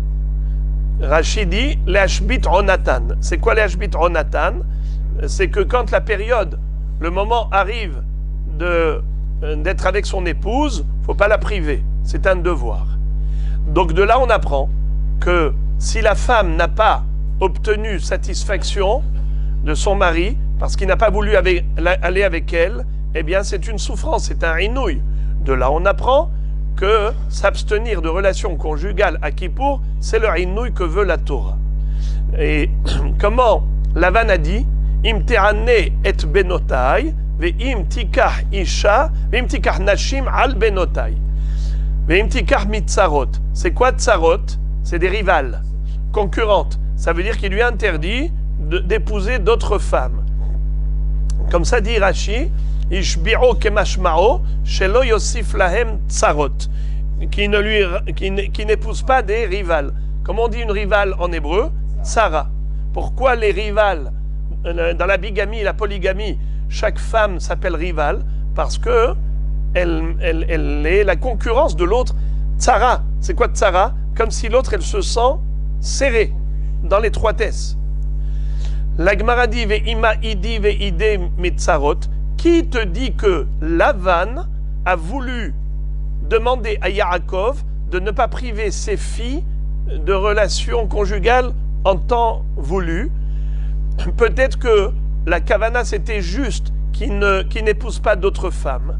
Et seulement il a dit im te'ane et benotai ve'im tikach nashim al benotai.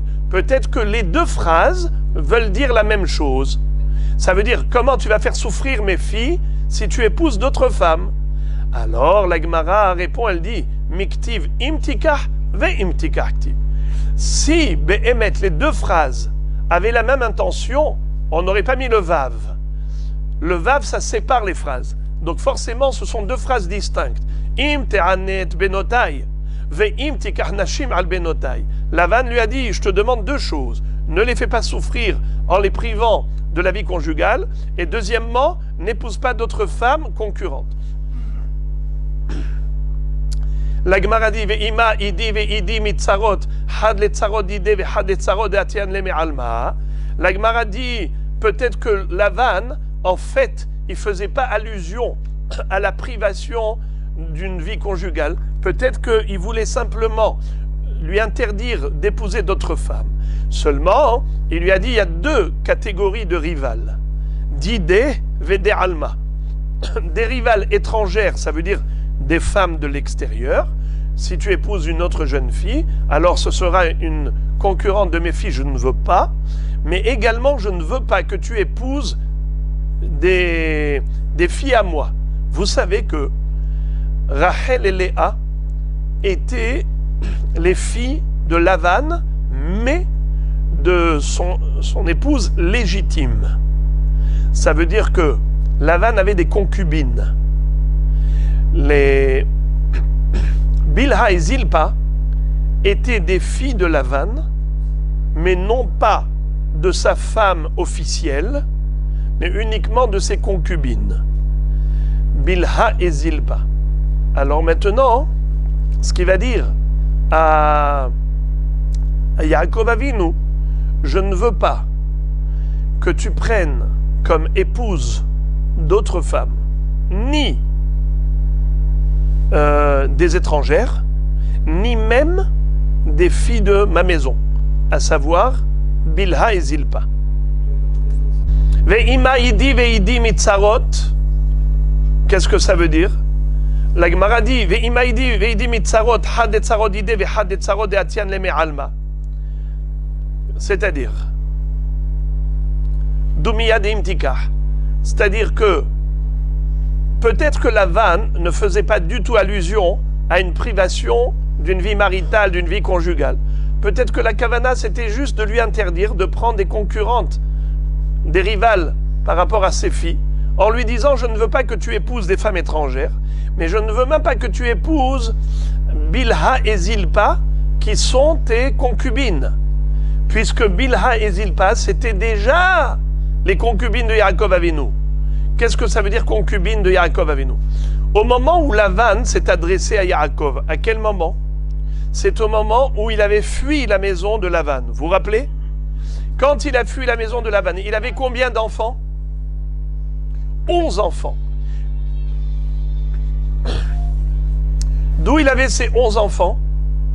Il y en avait 6 de Léa, 2 de Bilha, 2 de Zilpa et 1 de Rachel. N'est-ce pas? Il n'y avait que Binyamin qui n'était pas encore né. Mais au moment où il lui parle, Yaakov Avinu, il avait déjà combien de femmes? 4. Rachel, Léa, Bilha, Zilpa. Seulement, quelle était la différence entre Rachel et Léa et Bilha et Zilpa? C'est que Rachel et Léa, c'était les femmes officielles qu'on appelle Gevirot, les maîtresses de maison. Bilha et Zilpa, qui étaient les servantes, on les appelle Pilegesh, les concubines.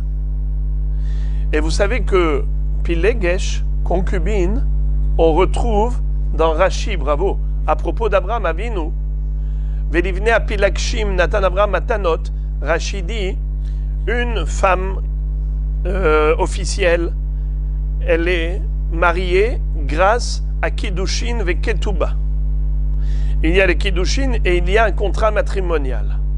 Tandis que pour une Pilegesh, une concubine, il y a juste Kiddushin, il lui a donné la bague, mais pas Ketouba. Il n'y a pas eu de contrat matrimonial. Ça s'appelle Pilegesh. Et d'ailleurs, le Gaon de Vilna dit quelque chose de tellement beau. Vedivne à Pilagshim Natan Abraham Matanot, là-bas, c'est écrit Pilagshim sans Yud. Pilagshim sans Yud. Pilagshim.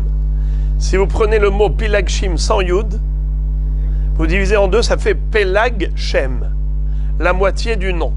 Une Pilegesh, c'est une concubine. Pelag Shem, c'est la moitié du nom. Quel nom? Écoutez ça. Le nom d'Hachem, Yudke, Vavke. Il est écrit qu'au moment de Kiddushin, Ish ve Isha zachu shechina sheruya benehem. Dans le Ish, il y a le Yud. Dans Isha, il y a le He. Le Yud et le He, c'est la moitié du nom divin. 2 lettres qui font la moitié du nom divin. Yudke. Ish, Isha. À quel moment ils sont Ish et Isha? Au moment des Kiddushin. Et après, au moment de la Ketouba, Ketouba, c'est 2 mots. Ketouba, Katav, Vav et He. Ketouba, tu prends le mot Ketouba, tu divises en 2, ça fait Katav, Vav et He. Donc au moment des Kiddushin, c'est Yudke. Au moment de la Ketouba, c'est Vav et He. Yudke, Vavke. Pilagshim, c'est quoi Pilagshim? Pelagshem, la moitié du nom. Une Pilegesh, c'est Kiddushin, mais sans Ketouba. Ils sont normaux. Maintenant, absolument, bien sûr. Maintenant, évidemment, même si il n'y a pas eu ni Kiddushin ni Ketouba, il n'y a rien du tout. L'enfant, c'est un enfant. Maintenant, regardez ça. Yaakov, plutôt Lavan, va dire à Yaakov, Yaakov, toi, tu as pris mes 2 filles comme femmes officielles. Nashim. Tu as pris Bilha et Zilpa, leurs servantes, comme Pilagshim. Moi, ce que je te demande, c'est ne rends pas Bilha et Zilpa équivalentes à mes filles, comme Nashim, avec la Ketouba officielle et tout et tout. Je veux que mes filles restent toujours les maîtresses de maison, ce qu'on appelle les Gevirot.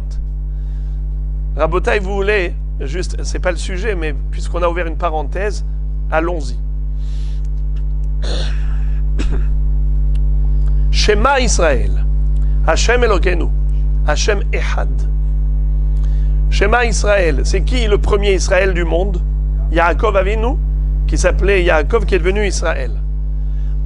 Hashem Elokeinu, il a dit à ses enfants, l'Éternel, notre Dieu, est unique. Il avait dit ça à ses enfants, n'est-ce pas? Au moment où il leur a dit, pourquoi la Shekhinah m'a quitté? Est-ce que dans votre cœur il y a de la Avodah Zara? Lui, il a dit Shema Israël, Hashem Elokeinu, Hashem Echad. Eux, ils ont répondu, eux, ils ont dit Shema Israël, Hashem Elokeinu, Hashem Echad. Les enfants de Yaakov ont dit à Yaakov, écoute Israël, notre père, Hashem Elokeinu, Hashem Echad. Keshem she'en belibecha ela echad, car en belibenu ela echad. Qu'est-ce qu'il a répondu? Baruch, Shem kevod malchuto le'olam va'ed. Echad. Echad, c'est Aleph, Het, Dalet. Aleph, c'est 1. Het, c'est 8. Dalet, c'est 4. Rabotai, Aleph, 1, c'est Yaakov Avinu. Het, c'est les 8 enfants de Rachel et Léa. Léa, elle a eu 6 et Rachel 2. Ça fait 8. Dalet, c'est 2 et 2 de Pilakshim, de Bilha et de Zilpa. Hashem Elokeinu, Hashem Echad. Il lui a dit, il n'y a pas de distinction entre toi et nous.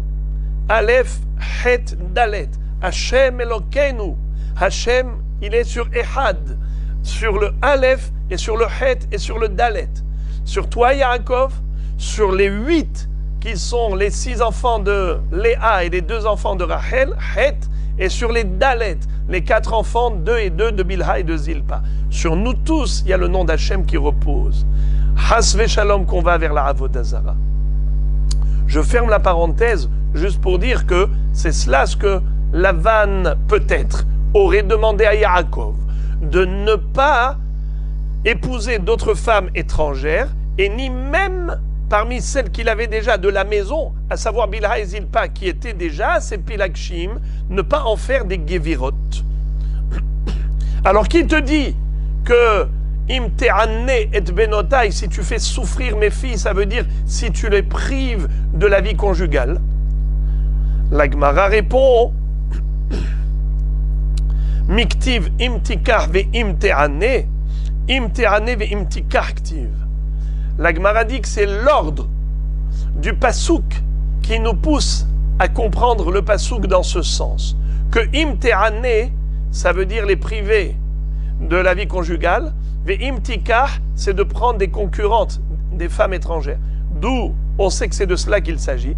Parce que d'après toi, si tu me dis que im te'anne, ça veut dire quoi?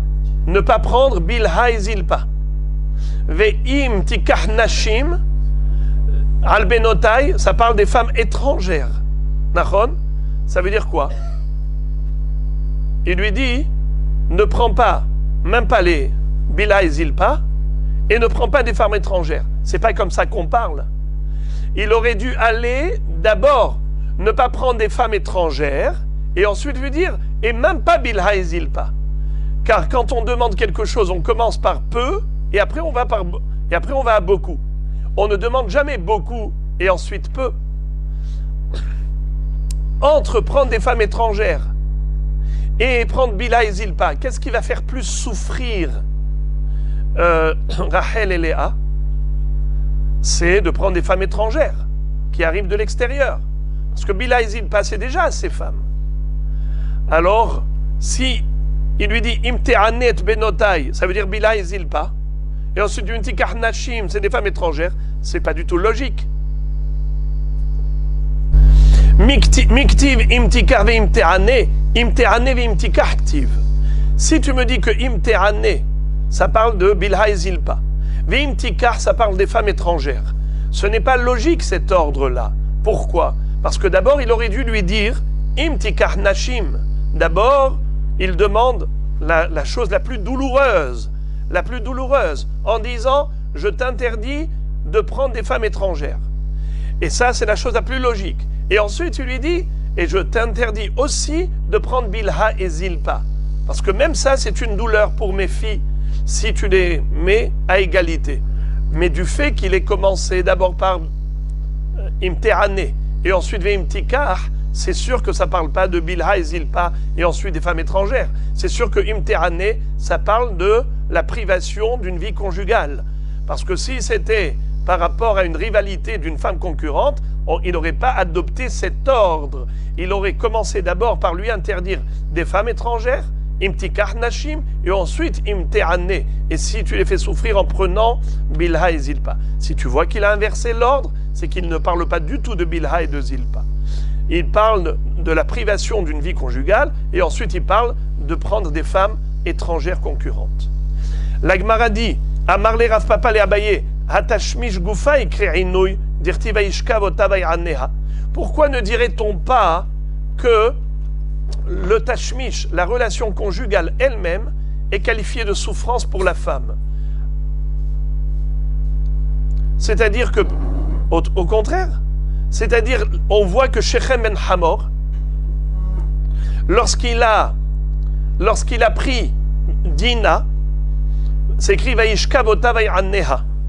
Il a une relation avec elle, il a fait souffrir. Donc tu vois que avoir une relation avec une femme, ça fait souffrir la femme. Comment tu as dit que privation de relation, c'est une souffrance? Au contraire, c'est la relation qui est une souffrance pour la femme. Comme on voit que Shechem ben Hamor, quand il a eu une relation avec Dina, c'est écrit qu'il a fait souffrir. Amarle hatam she'ina mi bi'ot acherot. Qu'est-ce que ça veut dire?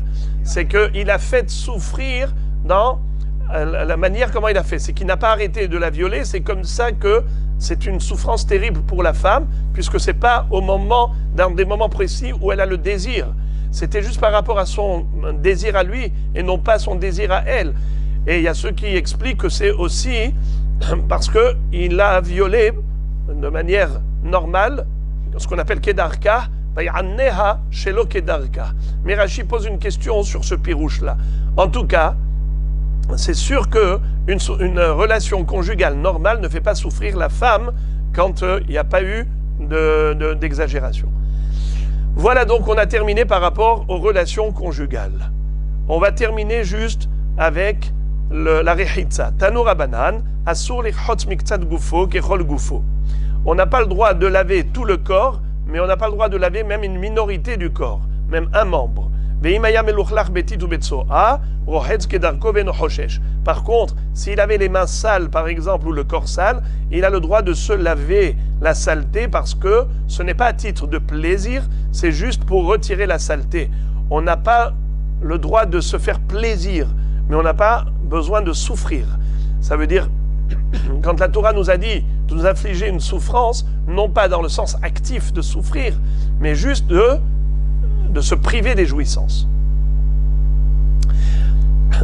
D'ailleurs, asur la sour miktzat gufo kechol gufo, veimaya chole o shayulo hatatin verosho, sar kedarko ben hoshesh.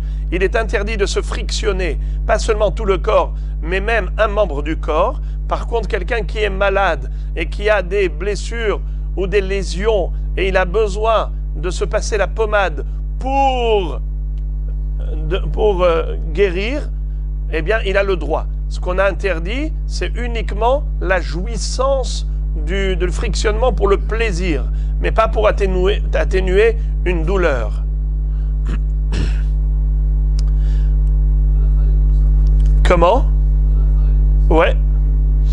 Tana Deve Menaché, Rabban Shimon ben Gamliel Omer Mediha Isha Yada Had Bemaim Venotenet Patlatinok. Rabban Shimon Gamliel nous dit qu'une femme, elle a le droit de se laver une main pour faire Netilat Yadaim et de donner à manger du pain au bébé, parce que si elle touche le pain avec une main non lavée, après le réveil du matin, il y a un mauvais esprit, un esprit maléfique qui règne sur les mains, qui pourrait devenir dangereux pour l'enfant qui va manger ce pain. Amru alav al shamay azaken shelo ratza leachil biyado ahat vegazru alav hachamim leachil bishte yadaim. Qu'est-ce que ça veut dire? Il n'a pas voulu se laver les mains, dans le sens où Shammai Azaken, il voulait être mahmir. Il avait peur de se laver une main et qu'à cause de ça, il va laver la deuxième main. Alors il a dit, je ne lave même pas une main et je vais donner à manger du pain au bébé, même sans se laver les mains. Et les hachamim qui étaient là lui ont dit, on t'oblige à te laver les deux mains pour donner à manger à ton petit. Amru alav al Shammai Azaken shelo ratza lehaachil biyado ahat vegazru alav hachamim leachil bishte yadaim. Donc, il y a ceux qui expliquent justement que comme il avait peur de se laver les deux mains et donc laver la deuxième main inutilement, il n'a même pas voulu laver la première et c'est pour cela que ils l'ont obligé de laver les 2 mains pour donner à manger au bébé. Et il y a ceux qui expliquent que carrément Shammai Azaken, il est en mahloket avec les Chachamim, et il dit qu'on n'a pas le droit de se laver les mains, même pour donner à manger au bébé. Et donc, Chachamim l'ont obligé. Ça veut dire que lui, il voulait donner à manger même sans se laver les mains. Il n'a pas le droit, alors ils l'ont obligé. Maïtama, Marabaye, Mishum Shivta. Pour quelle raison la femme a le droit à Kippour de se laver la main pour donner à manger au bébé? Pour éviter le Ruach Ra'a, le mauvais esprit qui règne sur la main le matin, qui s'appelle Shivta. Comment s'appelle ce démon? Il s'appelle Shivta, ou bien il y a ceux qui l'appellent Batmelech. En tout cas, c'est ça le nom. Tanu Rabanan, Haolech le'agbil pene aviv, o pene rabo, o pene mishegadol mimenu, si quelqu'un veut aller faire une mitzvah, d'aller accueillir son père, ou d'aller accueillir son rave, ou quelqu'un qui est plus grand que lui en chokma, alors qu'est-ce qu'il doit faire? Il peut aller pendant qu'il peut, mais s'il faut traverser un canal d'eau, s'il doit traverser un canal d'eau, un plan d'eau, pour arriver chez son père ou son rave, est-ce qu'il a le droit pendant qu'il peut de traverser le canal d'eau? Réponse, oui, c'est permis, car il ne le fait pas pour se faire plaisir, il traverse le canal d'eau pour aller faire la mitzvah. Eno Hoshesh, il n'y a aucun problème de Rechitza Bekipur. Ibaya Leu, Arav Etzel Talmid Mai, on a dit que le Rav a le droit, l'élève a le droit d'aller écouter le shi'ur du Rav. Mais est-ce qu'un Rav a le droit de traverser un canal d'eau pendant Kippour pour aller enseigner? Tashma. De Amar Rav Yitzchak bar Bar Hanan Nahazite les Ze'ire, de Hazal et Gaber Rav Hiya bar Ashi Talmide. Alors, il a raconté qu'il a vu Rav Hiya bar Ashi, Ze'ire, qui est parti chez Rav Hiya bar Ashi, son élève. Il lui a dit, mais quelle preuve? Rav Ashi Amar Raour, Rav Hiya bar Ashi ou de Hazal et Gaber des Ze'ire Rabbe. Là-bas, c'est pas le Rav qui a été chez l'élève, c'est l'élève qui a été chez le Rav. Il lui a dit, toi l'histoire que tu as entendue, c'est faux. Ana hazite les Eire de Hazal et Gaber Ravriya Barashi Talmide, ça veut dire que toi tu racontes que Zerire est parti chez Ravriya Barashi, son élève. Pas du tout. C'est Ravriya Barashi, l'élève, qui a été chez Zerire, son maître. Donc on n'a toujours pas de preuve. Et la Gemara est restée en suspens. Donc on ne sait pas si un maître a le droit d'enseigner, a le droit de traverser le fleuve pour enseigner. Rava, Sharal ibn Avar Yemina, les Mirbar Bemaya l'Entore Pere. Rava avait autorisé pendant Kippour les habitants d'un endroit qui s'appelle Rever Yemina de traverser le canal pour aller surveiller leurs fruits. Il y avait des voleurs qui profitaient de Kippour quand les gens sont à la synagogue pour aller voler tous les fruits qui se trouvaient dans les vergers. Alors ils ont décidé de faire une surveillance à tour de rôle pendant Kippour. Toi tu surveilles 1 heure, moi je surveille 1 heure, et comme ça on va surveiller pendant Kippour pour pas qu'il y ait un cambriolage de tous nos vergers pendant Kippour. Le problème, c'est que pour arriver vers ces vergers, il fallait traverser le canal d'eau. Et Rava a dit, je vous permets, vous les habitants de Rever Yemina, de traverser le canal d'eau pour aller surveiller vos vergers pendant Kippour. Comment ça se fait? Mais, hein? Ah, vous n'avez pas entendu le début. J'ai dit que il fallait surveiller les vergers parce que sinon les cambrioleurs allaient rentrer pendant Kippour en l'absence. Mais maintenant, qu'est-ce qu'ils ont fait? Ils ont fait une rotation de surveillance. Mais tous ces gens-là allaient à chaque heure, il y en avait un autre qui devait traverser le canal d'eau pour arriver au verger. Alors, comment il leur a permis? Parce que l'interdiction de se mouiller, c'est uniquement si on le fait pour une volonté de plaisir. Mais si c'est pas dans ce but, c'est juste pour aller arriver là-bas au verger, c'est permis. Ça veut dire qu'on a appris ici que non seulement que c'est permis pour une mitzvah, on a le droit pour retirer une saleté, si on s'est sali, de se laver. On a le droit pour donner à manger au bébé. On a le droit pour aller étudier chez le Rav. Est-ce que le Rav a le droit de traverser pour aller enseigner? On a laissé en suspens. Et maintenant, on est en train de dire qu'on a le droit même pour quelque chose qui est réchoute. C'est-à-dire pour aller surveiller, exactement, pour la Parnassa, pour surveiller le verger. Amarlé Abaye les Rava, Abaye a dit à Rava, j'ai une braïta qui corrobore ce que tu viens de dire. Laquelle? Shomre perot ovrim ad savaran bamaim ve'en hosheshim. C'est-à-dire, les gardiens de verger ont le droit de traverser le canal d'eau et ils n'ont pas à craindre la moindre transgression. Rav Yosef Sharaleu libne betarbu le merbar bemaya le mitel et pirka. Les misal lo Sharaleu. Rav Yosef a dit aux habitants du village qui s'appelle Betarbu, il leur a dit, vous pouvez traverser le canal d'eau pour arriver au Bet Midrash pour écouter la dracha, pendant Kippour. À Kippour, il y avait une dracha, et les gens venaient pour écouter la dracha. Mais les Mizal lo Sharaleu, quand ils ont voulu retourner chez eux, pendant Kippour, il leur a dit, non, vous devez rester là, car le canal d'eau, vous pouvez le traverser pour une mitzvah. Mais maintenant, vous n'avez aucune mitzvah à rentrer chez vous. Il leur a dit, restez ici. Amarle Abaye, imken atamarshilan le'atid lavo. Abaye lui dit, non, si tu les empêches de retourner chez eux, eh bien, Kippour de l'année prochaine, ils ne reviendront plus. Alors maintenant, c'est aussi une mitzvah de les laisser rentrer chez eux pour qu'ils puissent venir l'année prochaine. Comme ça dit les atid lavo, les shana aheret lo yavohu, o il velo itarta la'avor et amaim velachzor. Et Kade Amré, on a une deuxième version de cette histoire. Charaleu les métiv et Charaleu les mizal. Il leur a permis de venir écouter la dracha, il leur a permis de retourner chez eux.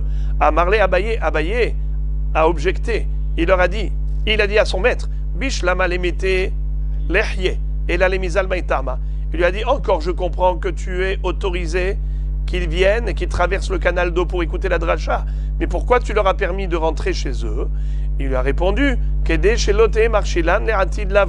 car sinon, l'année prochaine, il ne reviendra pas. Alors je vous lis ici le Shulchan Aruch, dans Ilchot Yom HaKippurim, il est posek, haolech lidvar mitzvah motar lo la'avor b'maim gam b'chazirato. Aval haolech lishmor perot, שהתירו לו לעבור מים לא התירו אלא בהליכתו ולא בחזרתו. שהרי בחזרה נפסד ממון. ואין כאן סברה שימתקן אתה מכשילן לעתיד לבוא. C'est très beau. On a dit que on a autorisé même pour aller surveiller les fruits. Mais c'est seulement pour aller, mais pas pour revenir. Pourquoi? Parce que pour la mitzvah, si tu ne lui permets pas d'aller, alors il n'ira pas écouter la dracha l'année prochaine. Si tu lui permets pas de retourner chez lui après la dracha, alors l'année prochaine il dit je n'irai pas écouter la dracha parce que je vais rester coincé là-bas. Alors qu'est-ce qu'il faut faire? Il faut lui permettre cette année de retourner chez lui, comme ça l'année prochaine il sera encouragé à faire le déplacement. Mais pour les pérotes, tu lui permets que pour l'objectif d'aller surveiller les pérotes pour pas qu'il perde son argent. Mais tu ne peux pas lui permettre de revenir chez lui. Parce que ça, c'est sans aucun objectif. Qu'est-ce que tu vas dire? Oui, mais si tu ne lui permets pas, l'année prochaine, il ne reviendra pas. Bien qu'il ne revienne pas. Et de toute façon, l'argent, c'est sûr qu'il va le faire venir. Mais tu ne dois pas lui permettre sans aucun objectif. Rav Yehuda, Rav Shmuel bar Rav Yehuda, Havukaime Aguda de Nahar Papa. Il y avait un Nahar qui s'appelait Nahar Papa. Rav Yehuda et Rav Shmuel bar Rav Yehuda se tenaient sur le rivage. Sur la rive du fleuve qui s'appelle le fleuve de Papa. Amabara de Hatzdad. Il se trouvait juste sur l'endroit où se trouvait la passerelle. La passerelle qui était en face de la ville qui s'appelle Hatzdad. Ve'abakae Rami bar Papa mehar Gissa. Incroyable. Il y avait Rami bar Papa qui se tenait de l'autre rive du fleuve qui s'appelle comment? Papa.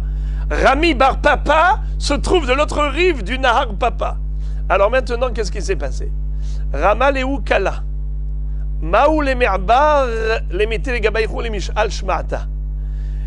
Puisque Rami Bar Papa a aperçu deux grands maîtres de la Torah, l'un s'appelait Rav Yehuda, l'autre s'appelait Rav Shmuel Bar Rav Yehuda, donc c'est le père et le fils. Rami Bar Papa les a vus, il leur a dit Rabo Isai, Moraï et Rabotai, j'ai une question à vous poser.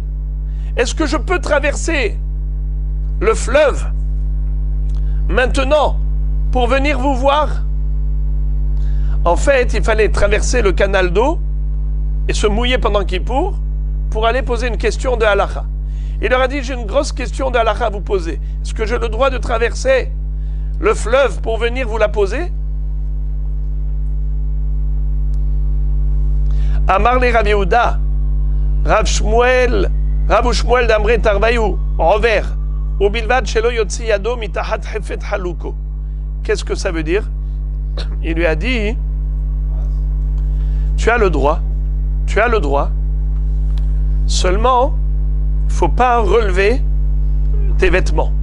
Parce que si tu passes au travers de l'eau, et l'eau, elle t'arrive par exemple au genou, l'eau t'arrive par exemple à la taille, toi, qu'est-ce que tu vas faire pour pas mouiller ton manteau? Tu vas le soulever, n'est-ce pas? Eh bien, tu n'as pas le droit de le soulever avec tes mains. Pourquoi? Parce que quand tu fais comme ça pendant Shabbat, on a l'impression que tu portes un objet. Alors il lui a dit, maintenant quand tu vas passer, tu dois passer avec ton manteau dans l'eau. Tu n'as pas le droit de le soulever. Parce que si tu le soulèves, tu donnes l'impression de transporter.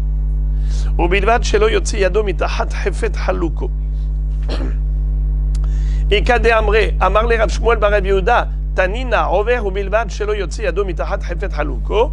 D'après la deuxième version, c'est tout simplement une baraïta. C'est pas au nom de Rav Shmuel, c'est au nom de la baraïta, qui dit que tu peux traverser, mais tu n'as pas le droit de soulever les pans du vêtement. Matkif la Rav Yosef, ou Behol, qui a Gavna Mishari, Rav Yosef nous dit, est-ce qu'on a le droit, Bichlal, de traverser l'eau de cette manière, avec de l'eau qui arrive jusqu'au cou, comme on a dit plus haut, qu'un homme il a le droit de traverser le canal d'eau, même si l'eau lui arrive jusqu'au cou. Mais pourtant, il y a un danger. Il y a un danger de noyade. Vehaktiv, vayamod elef bama vayarvireni bamaim me ofsaim. מכאן שמותר לעבור עד אופסיים ויעמוד אלה ויעבירני במים ברכיים מכאן שמותר לעבור עד ברכיים ויעמוד אלה ויעבירני ממותניים מכאן שמותר לעבור עד מותניים מכאן ואילך ויעמוד אלף נחל אשר לא אוכל לעבור. Qu'est-ce que ça veut dire? Yehezkel, le prophète, raconte au travers d'une prophétie qu'il a eue, donc cette vision prophétique, où l'ange l'a fait passer par un plan d'eau. Il y avait de l'eau qui sortait du Kodesh à Kodashim. Au début, c'était des filets d'eau très fins qui allaient en s'épaississant et se transformaient en ruisseaux, ensuite en rivière, ensuite en fleuve. Et le niveau d'eau, au début, lui arrivait aux chevilles. Il a fait passer, le malach l'a fait passer par là. Ensuite, l'eau arrivée au genou, il a fait passer par là. Ensuite, l'eau arrivée à la taille, il a fait passer par là. Mais dès que l'eau est montée plus haut que cela, il n'a pas fait monter. Sous-entendu que c'est dangereux, parce qu'on peut se noyer. Alors comment c'est écrit que l'homme qui va aller chez son rave et tout ça, il peut aller même avec l'eau qui lui arrive au cou? Comment est-ce possible une chose pareille? Et la Gemara de répondre, en effet, c'est différent là-bas. Amar Abaye, Sha'ane Nahal d'Irdife Maya. C'est pas juste un petit canal, c'est un vrai fleuve. Et un fleuve a un courant d'eau qui est extrêmement fort, avec des tourbillons. Et là, c'est extrêmement dangereux, il ne faut pas prendre de risques.